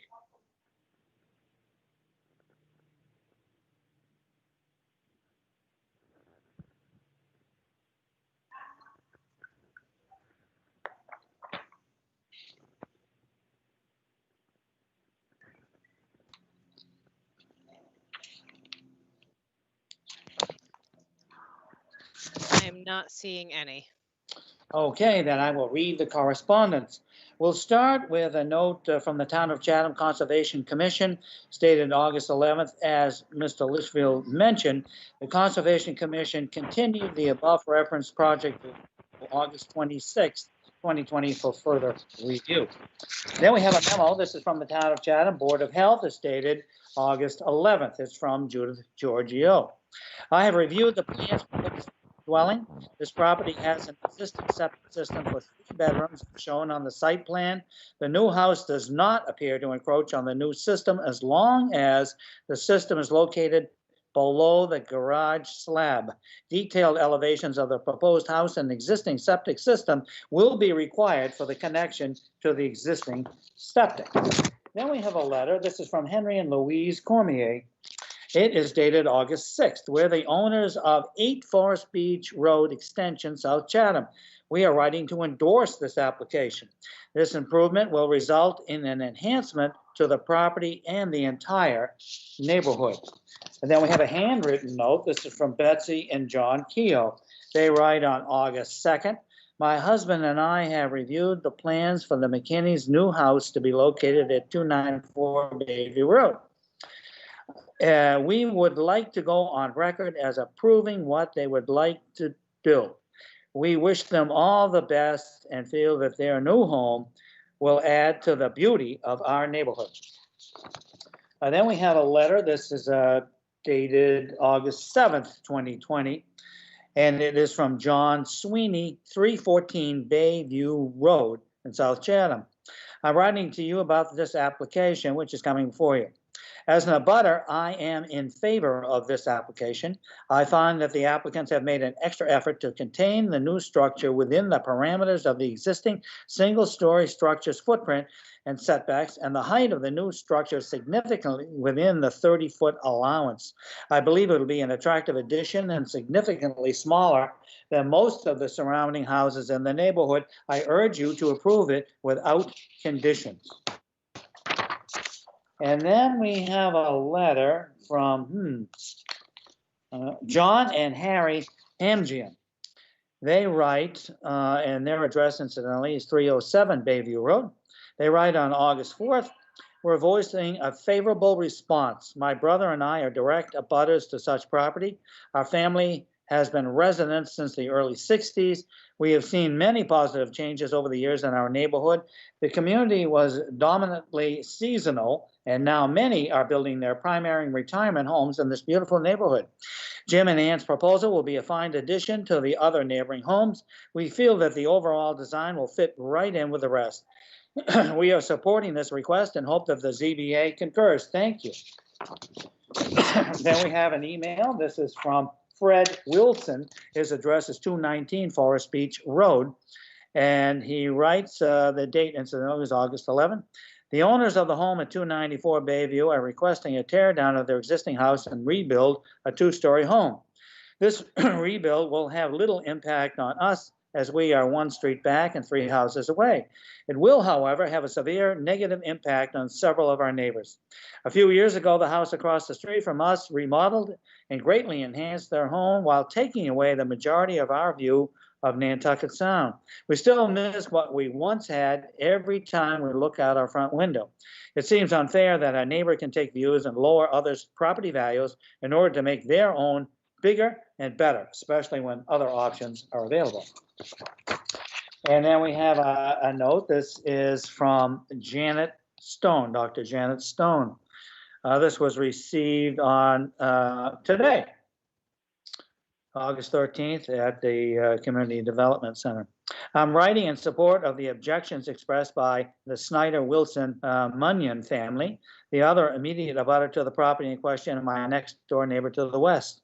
As an original abutter of 294, 276 Bayview was built by my parents in 1955. I have been concerned that the submitted plans for demolition and enlargement of 294 raise a number of issues, including compromised access to sunlight and sky, interference with the cherished vista, that is Forest Beach, and the imposition of visual mass resulting from the looming 11-foot increase in building height that is being proposed. Additionally, please take note that each of our 3 house lots, 294 McKinney, 276 Stone, 224 Aunt Carrie's, Snyder et al., is taxed at 8,712 square feet according to the town. When combined, they constitute a single plot of land only modestly more than the 20,000 square foot minimum currently mandated in Chatham as a buildable lot for only 1 house. That is, these houses are incredibly close, as is, more so than any others in the neighborhood. Each of the 3 was sited originally 65 years ago, the others are mine. Please find a way to uphold that intent, and that is the extent of the correspondence. I will now ask for anyone in the audience who wishes to voice either a concern or wishes to speak against this proposal. If so, please now take the opportunity to indicate to Sarah. Mr. Chairman? Yes, Mr. Riley. I represent Janet Stone, Fred Wilson and his wife, Joyce Hart, and the Wilson Munyon family. and they're all, as Janet Stone has articulated in her note to you, concerned about the increase in mass of the McKinney home and the impact it's going to have on the neighborhood, including the neighborhood views. I think Mr. Litchfield made a positive point that they didn't expand the footprint. That's probably because if they tried to expand the footprint, particularly to the east, they would be in the coastal floodplain. And the property here, as you noticed, Sarah could put the site plan back up. You can see that the coastal bank runs along the front of the property. You can see the 50-foot line from the top of the coastal bank is behind the house. And it goes along both sides of the driveway. And so Mr. Litchfield made a virtue out of a necessity. They can't expand the building, and what I would request at this point, in the hopes of trying to work something out with the McKinneys, would be that because there is a coastal bank, and because there will be mitigation required, that you continue this meeting until after the August 26th Conservation Commission meeting, in the hopes that working on behalf of my clients, together with Mr. Litchfield, that we could find a compromise that's acceptable to everyone. So that's, the impact on the neighborhood views, as indicated by the location of my clients' homes, I think could warrant a finding that is substantially more detrimental to the neighborhood. Despite, I will acknowledge it's an attractive design, but the impact on the views and vistas of the neighborhood, as I say, as identified by my clients, the people who were in favor of it, they all live on the water side, or in a location where they might drive by the home, but they don't have to look at it. Try to look over it, say. So that would be my suggestion. I don't know. I know Mr. Upson earlier mentioned a concern if the property had a coastal bank on it, which this one does, that the ZBA should wait until the Conservation Commission is weighed in before they approve a plan. So that would be my request on behalf of my clients at this point. Mr. Riley, do you happen to have a map that shows where your clients' homes are in relation to our proposed? Well, the Janet Stone is 276. Okay. The Wilson family is 24 on Carey's. I'm afraid I don't know where Joyce Hart is, but she's on Carey's as well. Perhaps it's the one next to it. I don't know. Do you have Joyce Hart's address? Yeah, I do. No.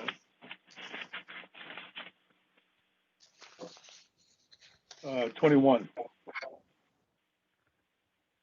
Yeah, 21 on Carey's.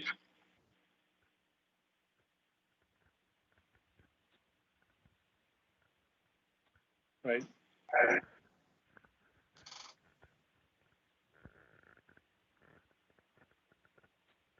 So, so my clients, ones who's, whether they're I would say they're the neighborhood, but they're the ones who are impacted by the change in the 12-foot increase in height in the ridge.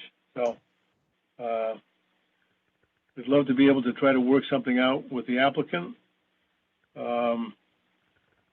you know, because we do have a coastal bank on the property, it might be a good idea to continue to after the August 26th meeting and see if working together we can come up with a solution that's acceptable to everyone, including the McKinneys.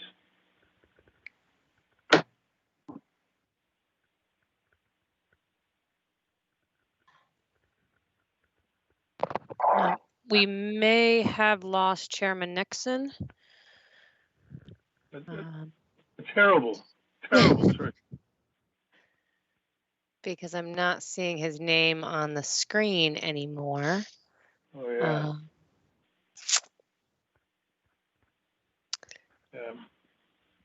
I had a problem for a while between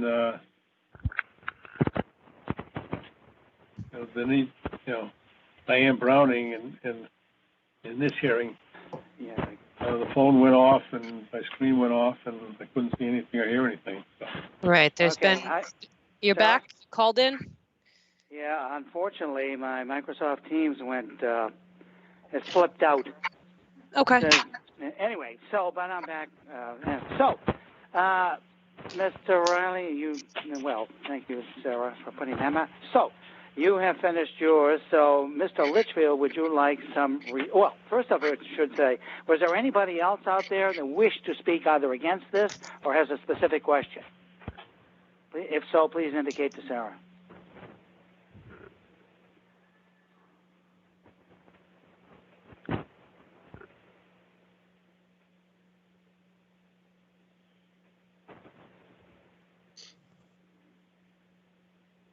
All right. I'm seeing none.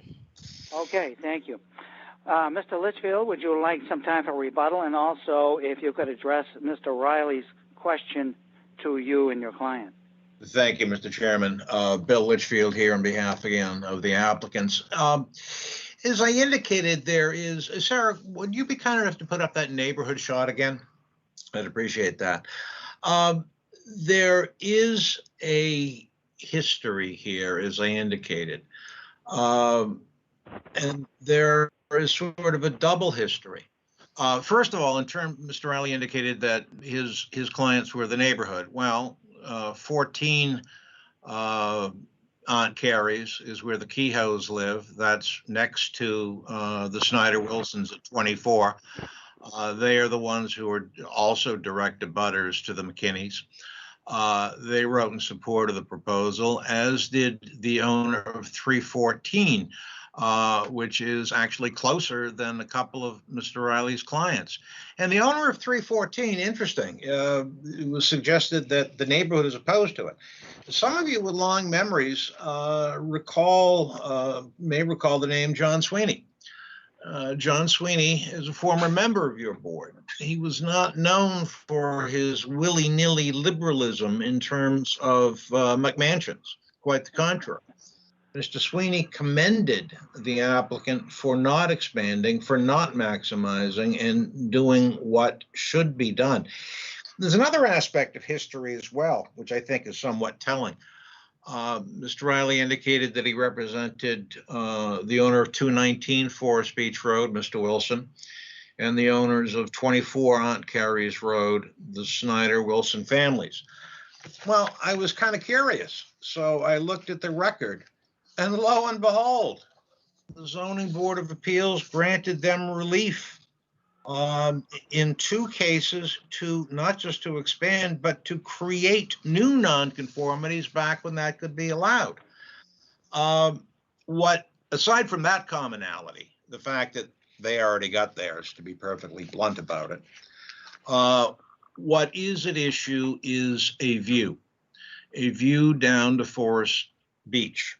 The McKinneys have designed a house to minimize disruption of the views. But in speaking with Mr. Riley, we've spoken several times about this. We both acknowledge that there is no view easement.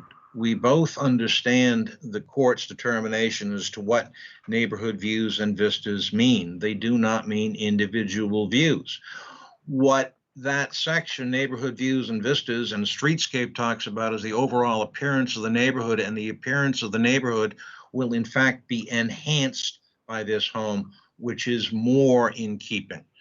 The neighbors will still have a view corridor to the east of 294, the McKinney's home.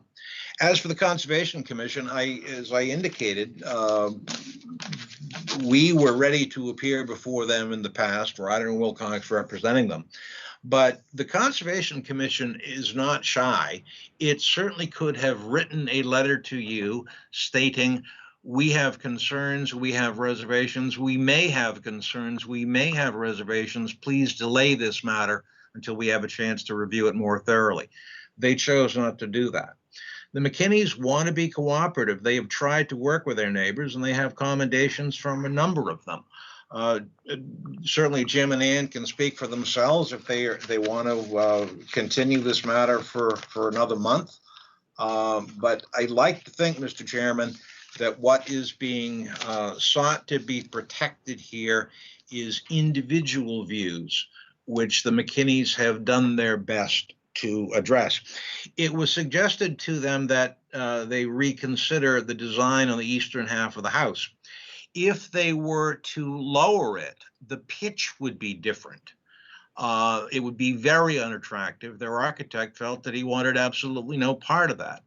Another way to address it would be to have a flat roof on the eastern half. There's nothing behind that dormer. The dormer is for aesthetic purposes.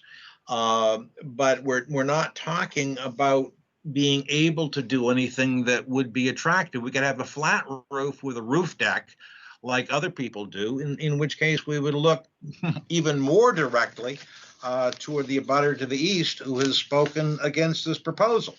So I think that all things being considered, that you can in fact make a finding that this is not substantially more detrimental and in fact will be an improvement. This is not a gambrel McMansion. This is a modest home of 1,220 square feet. And I thank you, Mr. Chairman. Mr. Chairman? Yes. With regard to Mr. Litchfield's comments about the Conservation Commission and that they could have said we have concerns about this. The reality is, as someone who appears in front of the Conservation Commission very, very frequently, my brother is lucky enough not to have to be there as frequently as I am. But, if they haven't had a chance to study it as a commission, they're not going to make any comment on it. And that's why all they say is we're going to be considering this in the future. The reality is that the reason they didn't expand any more to the east is that they can't, because they'd be going into over a coastal bank, and that wouldn't be allowed in any event. So as Mr. Upson voiced an earlier hearing today, we do have a coastal bank. We know there's going to be mitigation required, and so I don't think there's any real harm to the McKinneys if the matter's continued to your first meeting after August 26th. And if we can't work something out, then we can't work something out. But I just think it would be helpful for at least my clients to be able to try to work through if there is a reasonable alternative to what the McKinneys are proposing. If there's no reasonable alternative, then my clients are going to acquiesce. But right now, they'd like to be able to really work to see if they could come up with a reasonable alternative that is acceptable to the McKinneys. Okay, let's go on to questions from the board. Let's start with Dave Veach.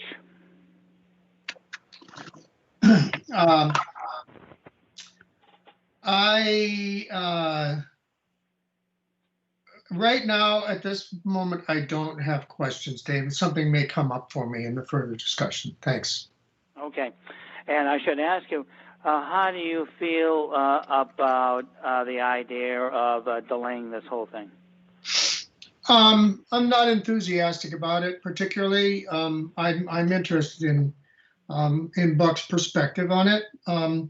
But it seems to me that given that they're seeking to basically put a house in the same footprint as the one that's there, certainly they will have some things to work out with Conscom, but this seems to me to be a case that we can move forward with this. And then if for some reason Conscom changes the design after, well, then we can revisit it. But I think this is one where we can step in ahead of them and act on it. Okay. Paul? This is Paul Semple. Am I correct in thinking that the ridge elevation here is basically going up about 11.5 to 12 feet? Mr. Litchfield? A little bit less than that. Yeah, it is currently ridge elevation 3.6. It's going to 45, so it's 11.4 feet. And the house itself, the house itself is 24 feet tall, but the ridge elevation is increasing by that much. And the top of foundation is going up by 2 feet or a little less than 2 feet?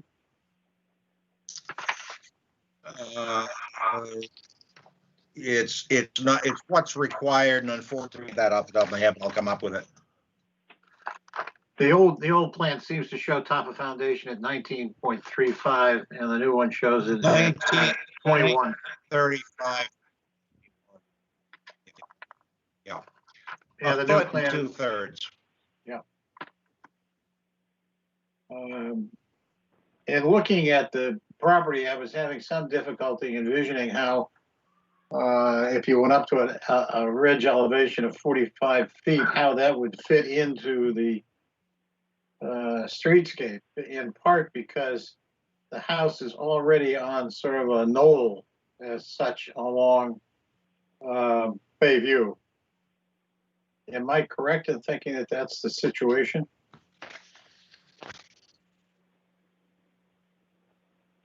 When you're, as a way you're coming, you pass a couple of two in a row, 2-story homes, the Sweeney and Keogh homes. And of course, across the street on the other side is the Hamgen home. And you come down Bayview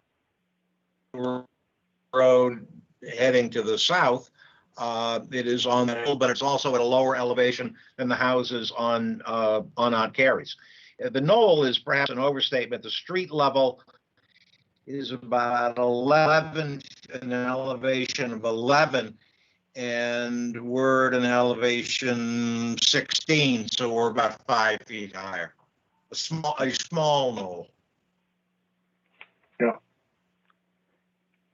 Okay, I think that's the only questions I had. And how did you feel about delaying the meeting? Well, we're dealing with neighbors on both sides who have been there for an extended period of time. Some of them more so perhaps than the applicant. It would be nice to see if that could be worked out in a manner that makes sense. Clearly, we come across Buck's original comment, which is we're dealing with a conservation area where they do need to make a comment, and there is no automatic approval. So I'm betwixt and between on that a bit. We are under the ordinance designed to be dealing with this after conservation. Okay, Buck. Can you hear me, Dave? Yes. Okay. Well, there's two things of interest here. The other speakers are correct that the house is between the coastal bank and 50 feet from the coastal bank. So it's definitely more sensitive than the previous application that we heard tonight. it's on the same footprint, but I'm looking, well, everybody was talking. I went to the topographical maps on the town of Chatham website, and 294 elevation is about 17, maybe 18 feet. Even though the attorney, Litchfield, said 16, you can argue it's close to that. But what's interesting is I think one of the properties that was objecting was 21 on Carey's Road. I think that's where they said the Harts lived. I'm not sure, but the elevation of 21 on Carey's Road is around 27 feet. So it's clearly 11 feet above the 16 or 17 feet of 294. I'm not sure they could make a good argument that 294 is going to obstruct their view. They're clearly 11 feet higher. And 24 on Carey's probably does have an issue. But I don't think 276 does because it's east of everything. So I would say it's maybe an individual view that we're talking about instead of a neighborhood view. And I wouldn't be in favor of extending it for the purposes of negotiating changes in 294. But it would be nice to hear conservation's concerns, which I think are mostly just going to be plenty of mitigation. Okay, thank you. Dennis. Yes, thank you. I had problems before. My internet copped out on me for some reason, but I'm back in business. Thank you. Right. Yeah, the only question I have is I'd like to know from Bill Riley's clients, just what are they looking for? What would they like to see done here other than keep it a ranch style house? Well, Mr. Chairman, Bill Riley. Yes, yes. I'd like to have a fuller conversation with the applicants and perhaps their designer to see if there could be an attractive way to lower the ridge on the east side of the house over the garage, principally.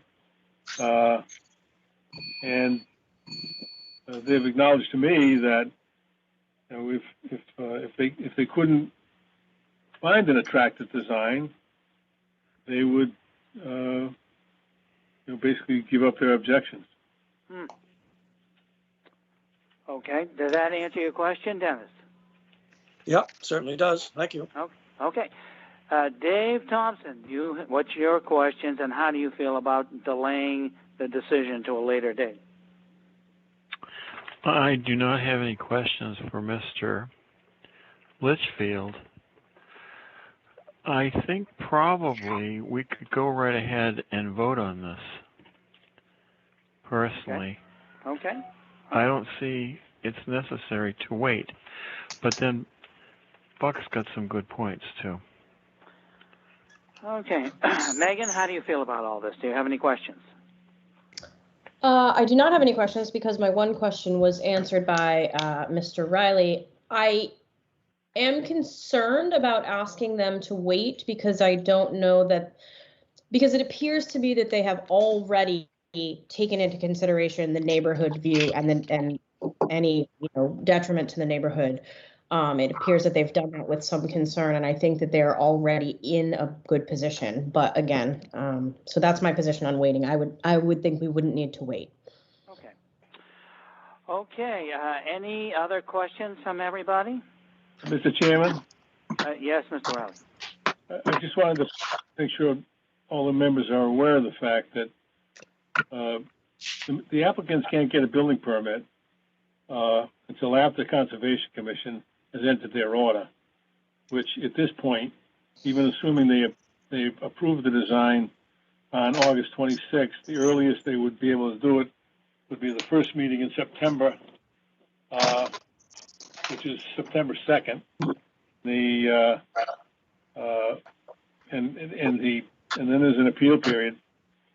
So if you continue this to your first meeting after August 26th, the zoning appeal and the conservation appeal would have terminated about the same time. There'd be no real delay to the applicant. Okay, thank you, Mr. Riley. Dave, Okay, Paul? Dave, this is Dave Yeah. Veach. I just wanted to say a couple of things.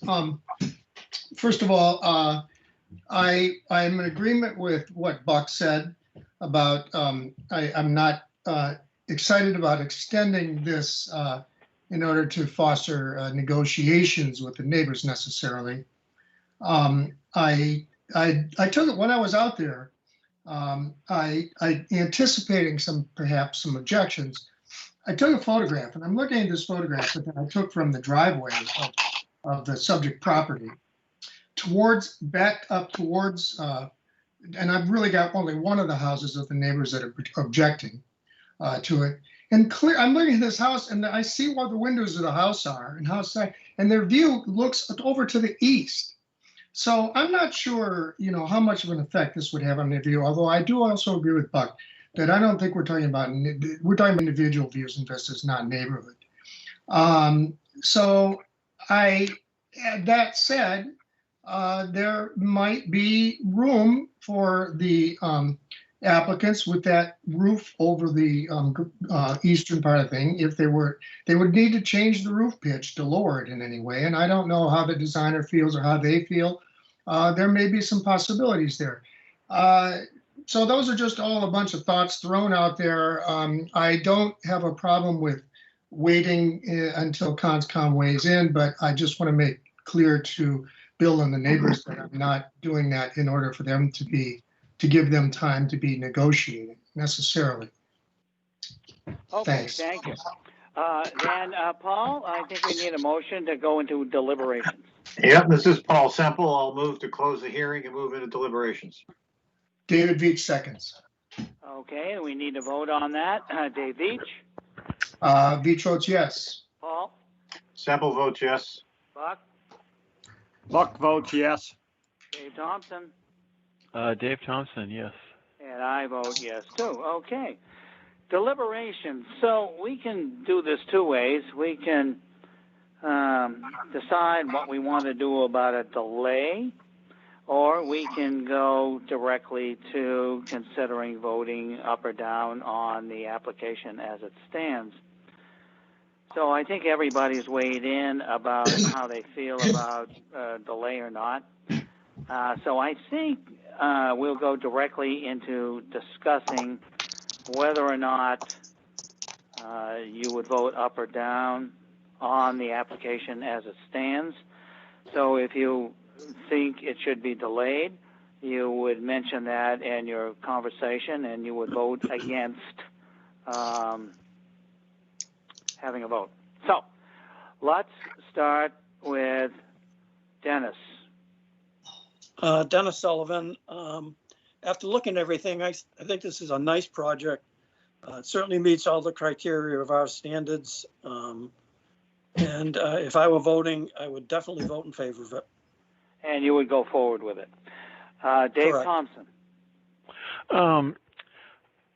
Did I hear one of the bills, I think it was Bill Riley, say something about wanting to get together with everybody, all the parties together, and they were going to discuss this, and if they couldn't kind of come to an agreement on the eastern part, that they would go ahead and just let them do what they wanted to do? Or am I wait? I think that's what he said, yes. So in other words, by doing that, we would have to wait. That is correct. And they can't do anything until conservation signs off on it. That's right. This is a sticky wicket. I like the way it looks. I'd be willing to vote on it tonight. Okay. And it's, or this afternoon, whatever.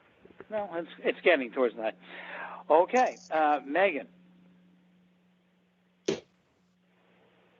I would, if I were voting, which I'm not, but if I were voting, I would support the project. And you would go forward with voting for it tonight. Yes, I would. Dave Veach. Yes, I think, I definitely, I would support this as it is. I think that, I don't think that it's substantially more detrimental to the neighborhood, and I don't think it's detrimental in any way to neighborhood views and vistas. It's a vast improvement over what's there. And if the property owners wish to talk with their neighbors and consider changing a roof pitch or whatever over that part of the building, that would be at their option. But I'm be perfectly willing to go ahead and approve this as it's designed. As far as waiting, I said earlier that I thought that we could go ahead with this. Again, I'm inclined to defer to what Buck would have to say about that. Mm-hmm. Paul Semple. This is Paul Semple. I would prefer to see this resolved, if it could possibly be resolved, short of our decision. But I think at the same time, the general consensus of the board is that we should go forward tonight. And I think that the fact that conservation has not yet acted on it, given that it is in the same footprint as the existing property, I think that it's not likely that conservation will have problems with it such that it would affect our decision. So I guess I end up in a situation where I would say I'd like to have it worked out, but I don't think I can force that. So in looking at it as to the standard of whether it would be substantially more detrimental to the neighborhood in general, I guess I would have to say no. This is Buck. It's certainly not more detrimental to the neighborhood. I would love to believe that conservation maybe is going to act on this in the next meeting, but historically they've been continuing stuff 3 and 4 meetings, and for some reason at the end of the day they don't really do anything amazing. I can't see waiting for them. Somebody needs to tell them to get their shop in order. So I would vote tonight. I wouldn't hold back. I think the property owners and their attorney, their representative, have done a fine job trying to put together something that was passable and that was non-detrimental. So they've already given up a lot of their ass. I would support it. Okay, thank you. And as far as I'm concerned, I agree with your comments, Buck. I agree with your comments, Paul, and Megan, and Dave, and Dennis, and Dave, could I say? No, and using, just let me finish, okay? Yeah, sure. Using the same footprint, this is not going up to the max that it could.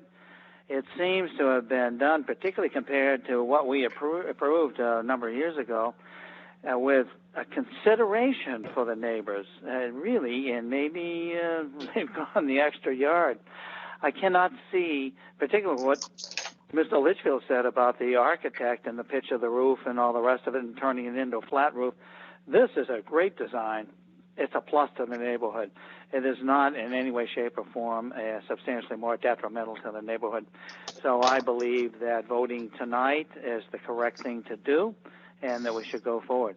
Yes, Dave, did you want to say something? Yeah, just one other thing, Dave. I wasn't sure where to put this in, but I just wanted to comment. I can't remember a meeting that we've had that there were so many truly modest proposals brought before us, even including this one, which is a tear down and replacement.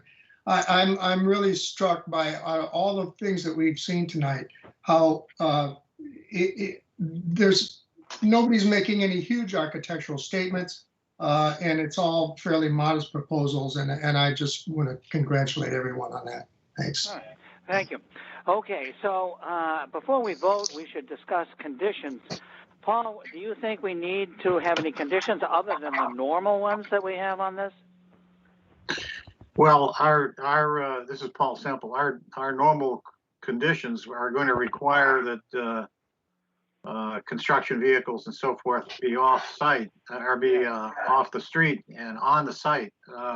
I don't know. We probably should get some input from Bill Litchfield about whether that's doable and how doable it is, because we certainly don't want them on Bayview Road on that curve, because it's going to create real problems, especially in the summertime.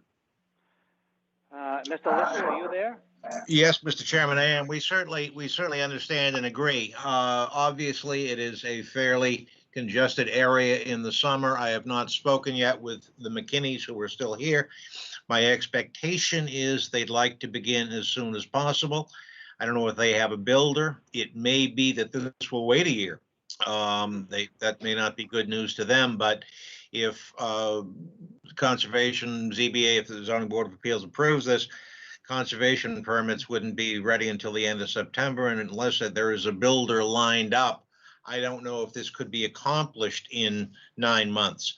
I think, as I suggested in a previous hearing, on-site or off-site by agreement would be satisfactory, because notwithstanding some things that have been said, the McKinneys have a very good relationship with some neighbors, and perhaps neighbors might allow construction vehicles parked during the winter months on other properties. But we, I think, would understand certainly a no summer construction condition in this neighborhood.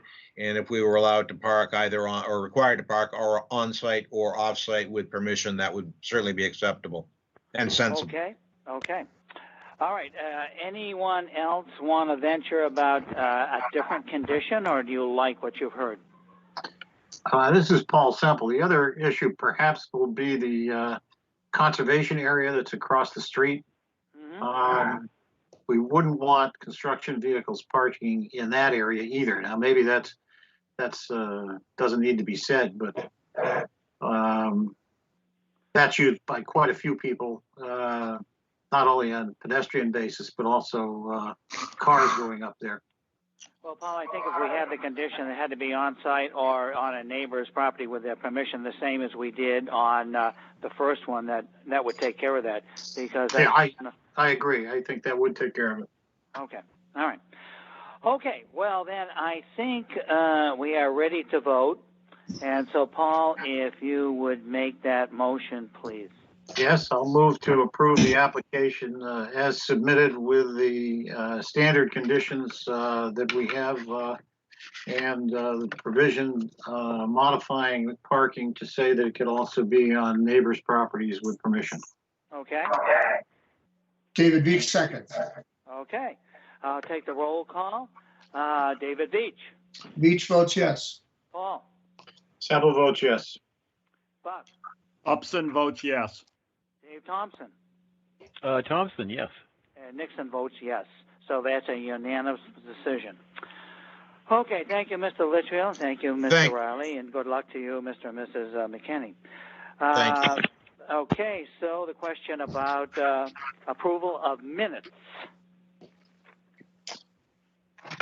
This is Paul Semple. I did submit one suggested change, I think, to Sarah. Yes, Paul, I'm waiting to hear back from town council on that because he is reviewing the draft 40B decision. Okay. So I will. So we will. You want to hold off? You can table the minutes if you want to. I think we should delay.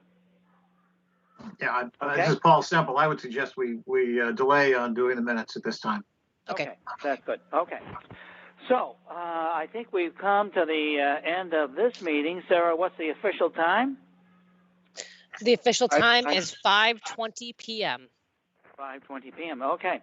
So I'm going to take a roll call as we essentially are closing the meeting, just so everybody agrees.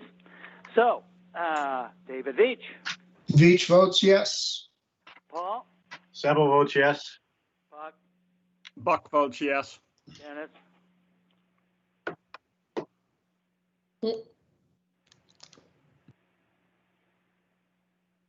we'll take that for a yes. Dave Thompson Yes. and Megan. Yes, have a great night. Okay, and I vote yes, and I thank you one and all, and until the next time, take care. Over and out, Sarah.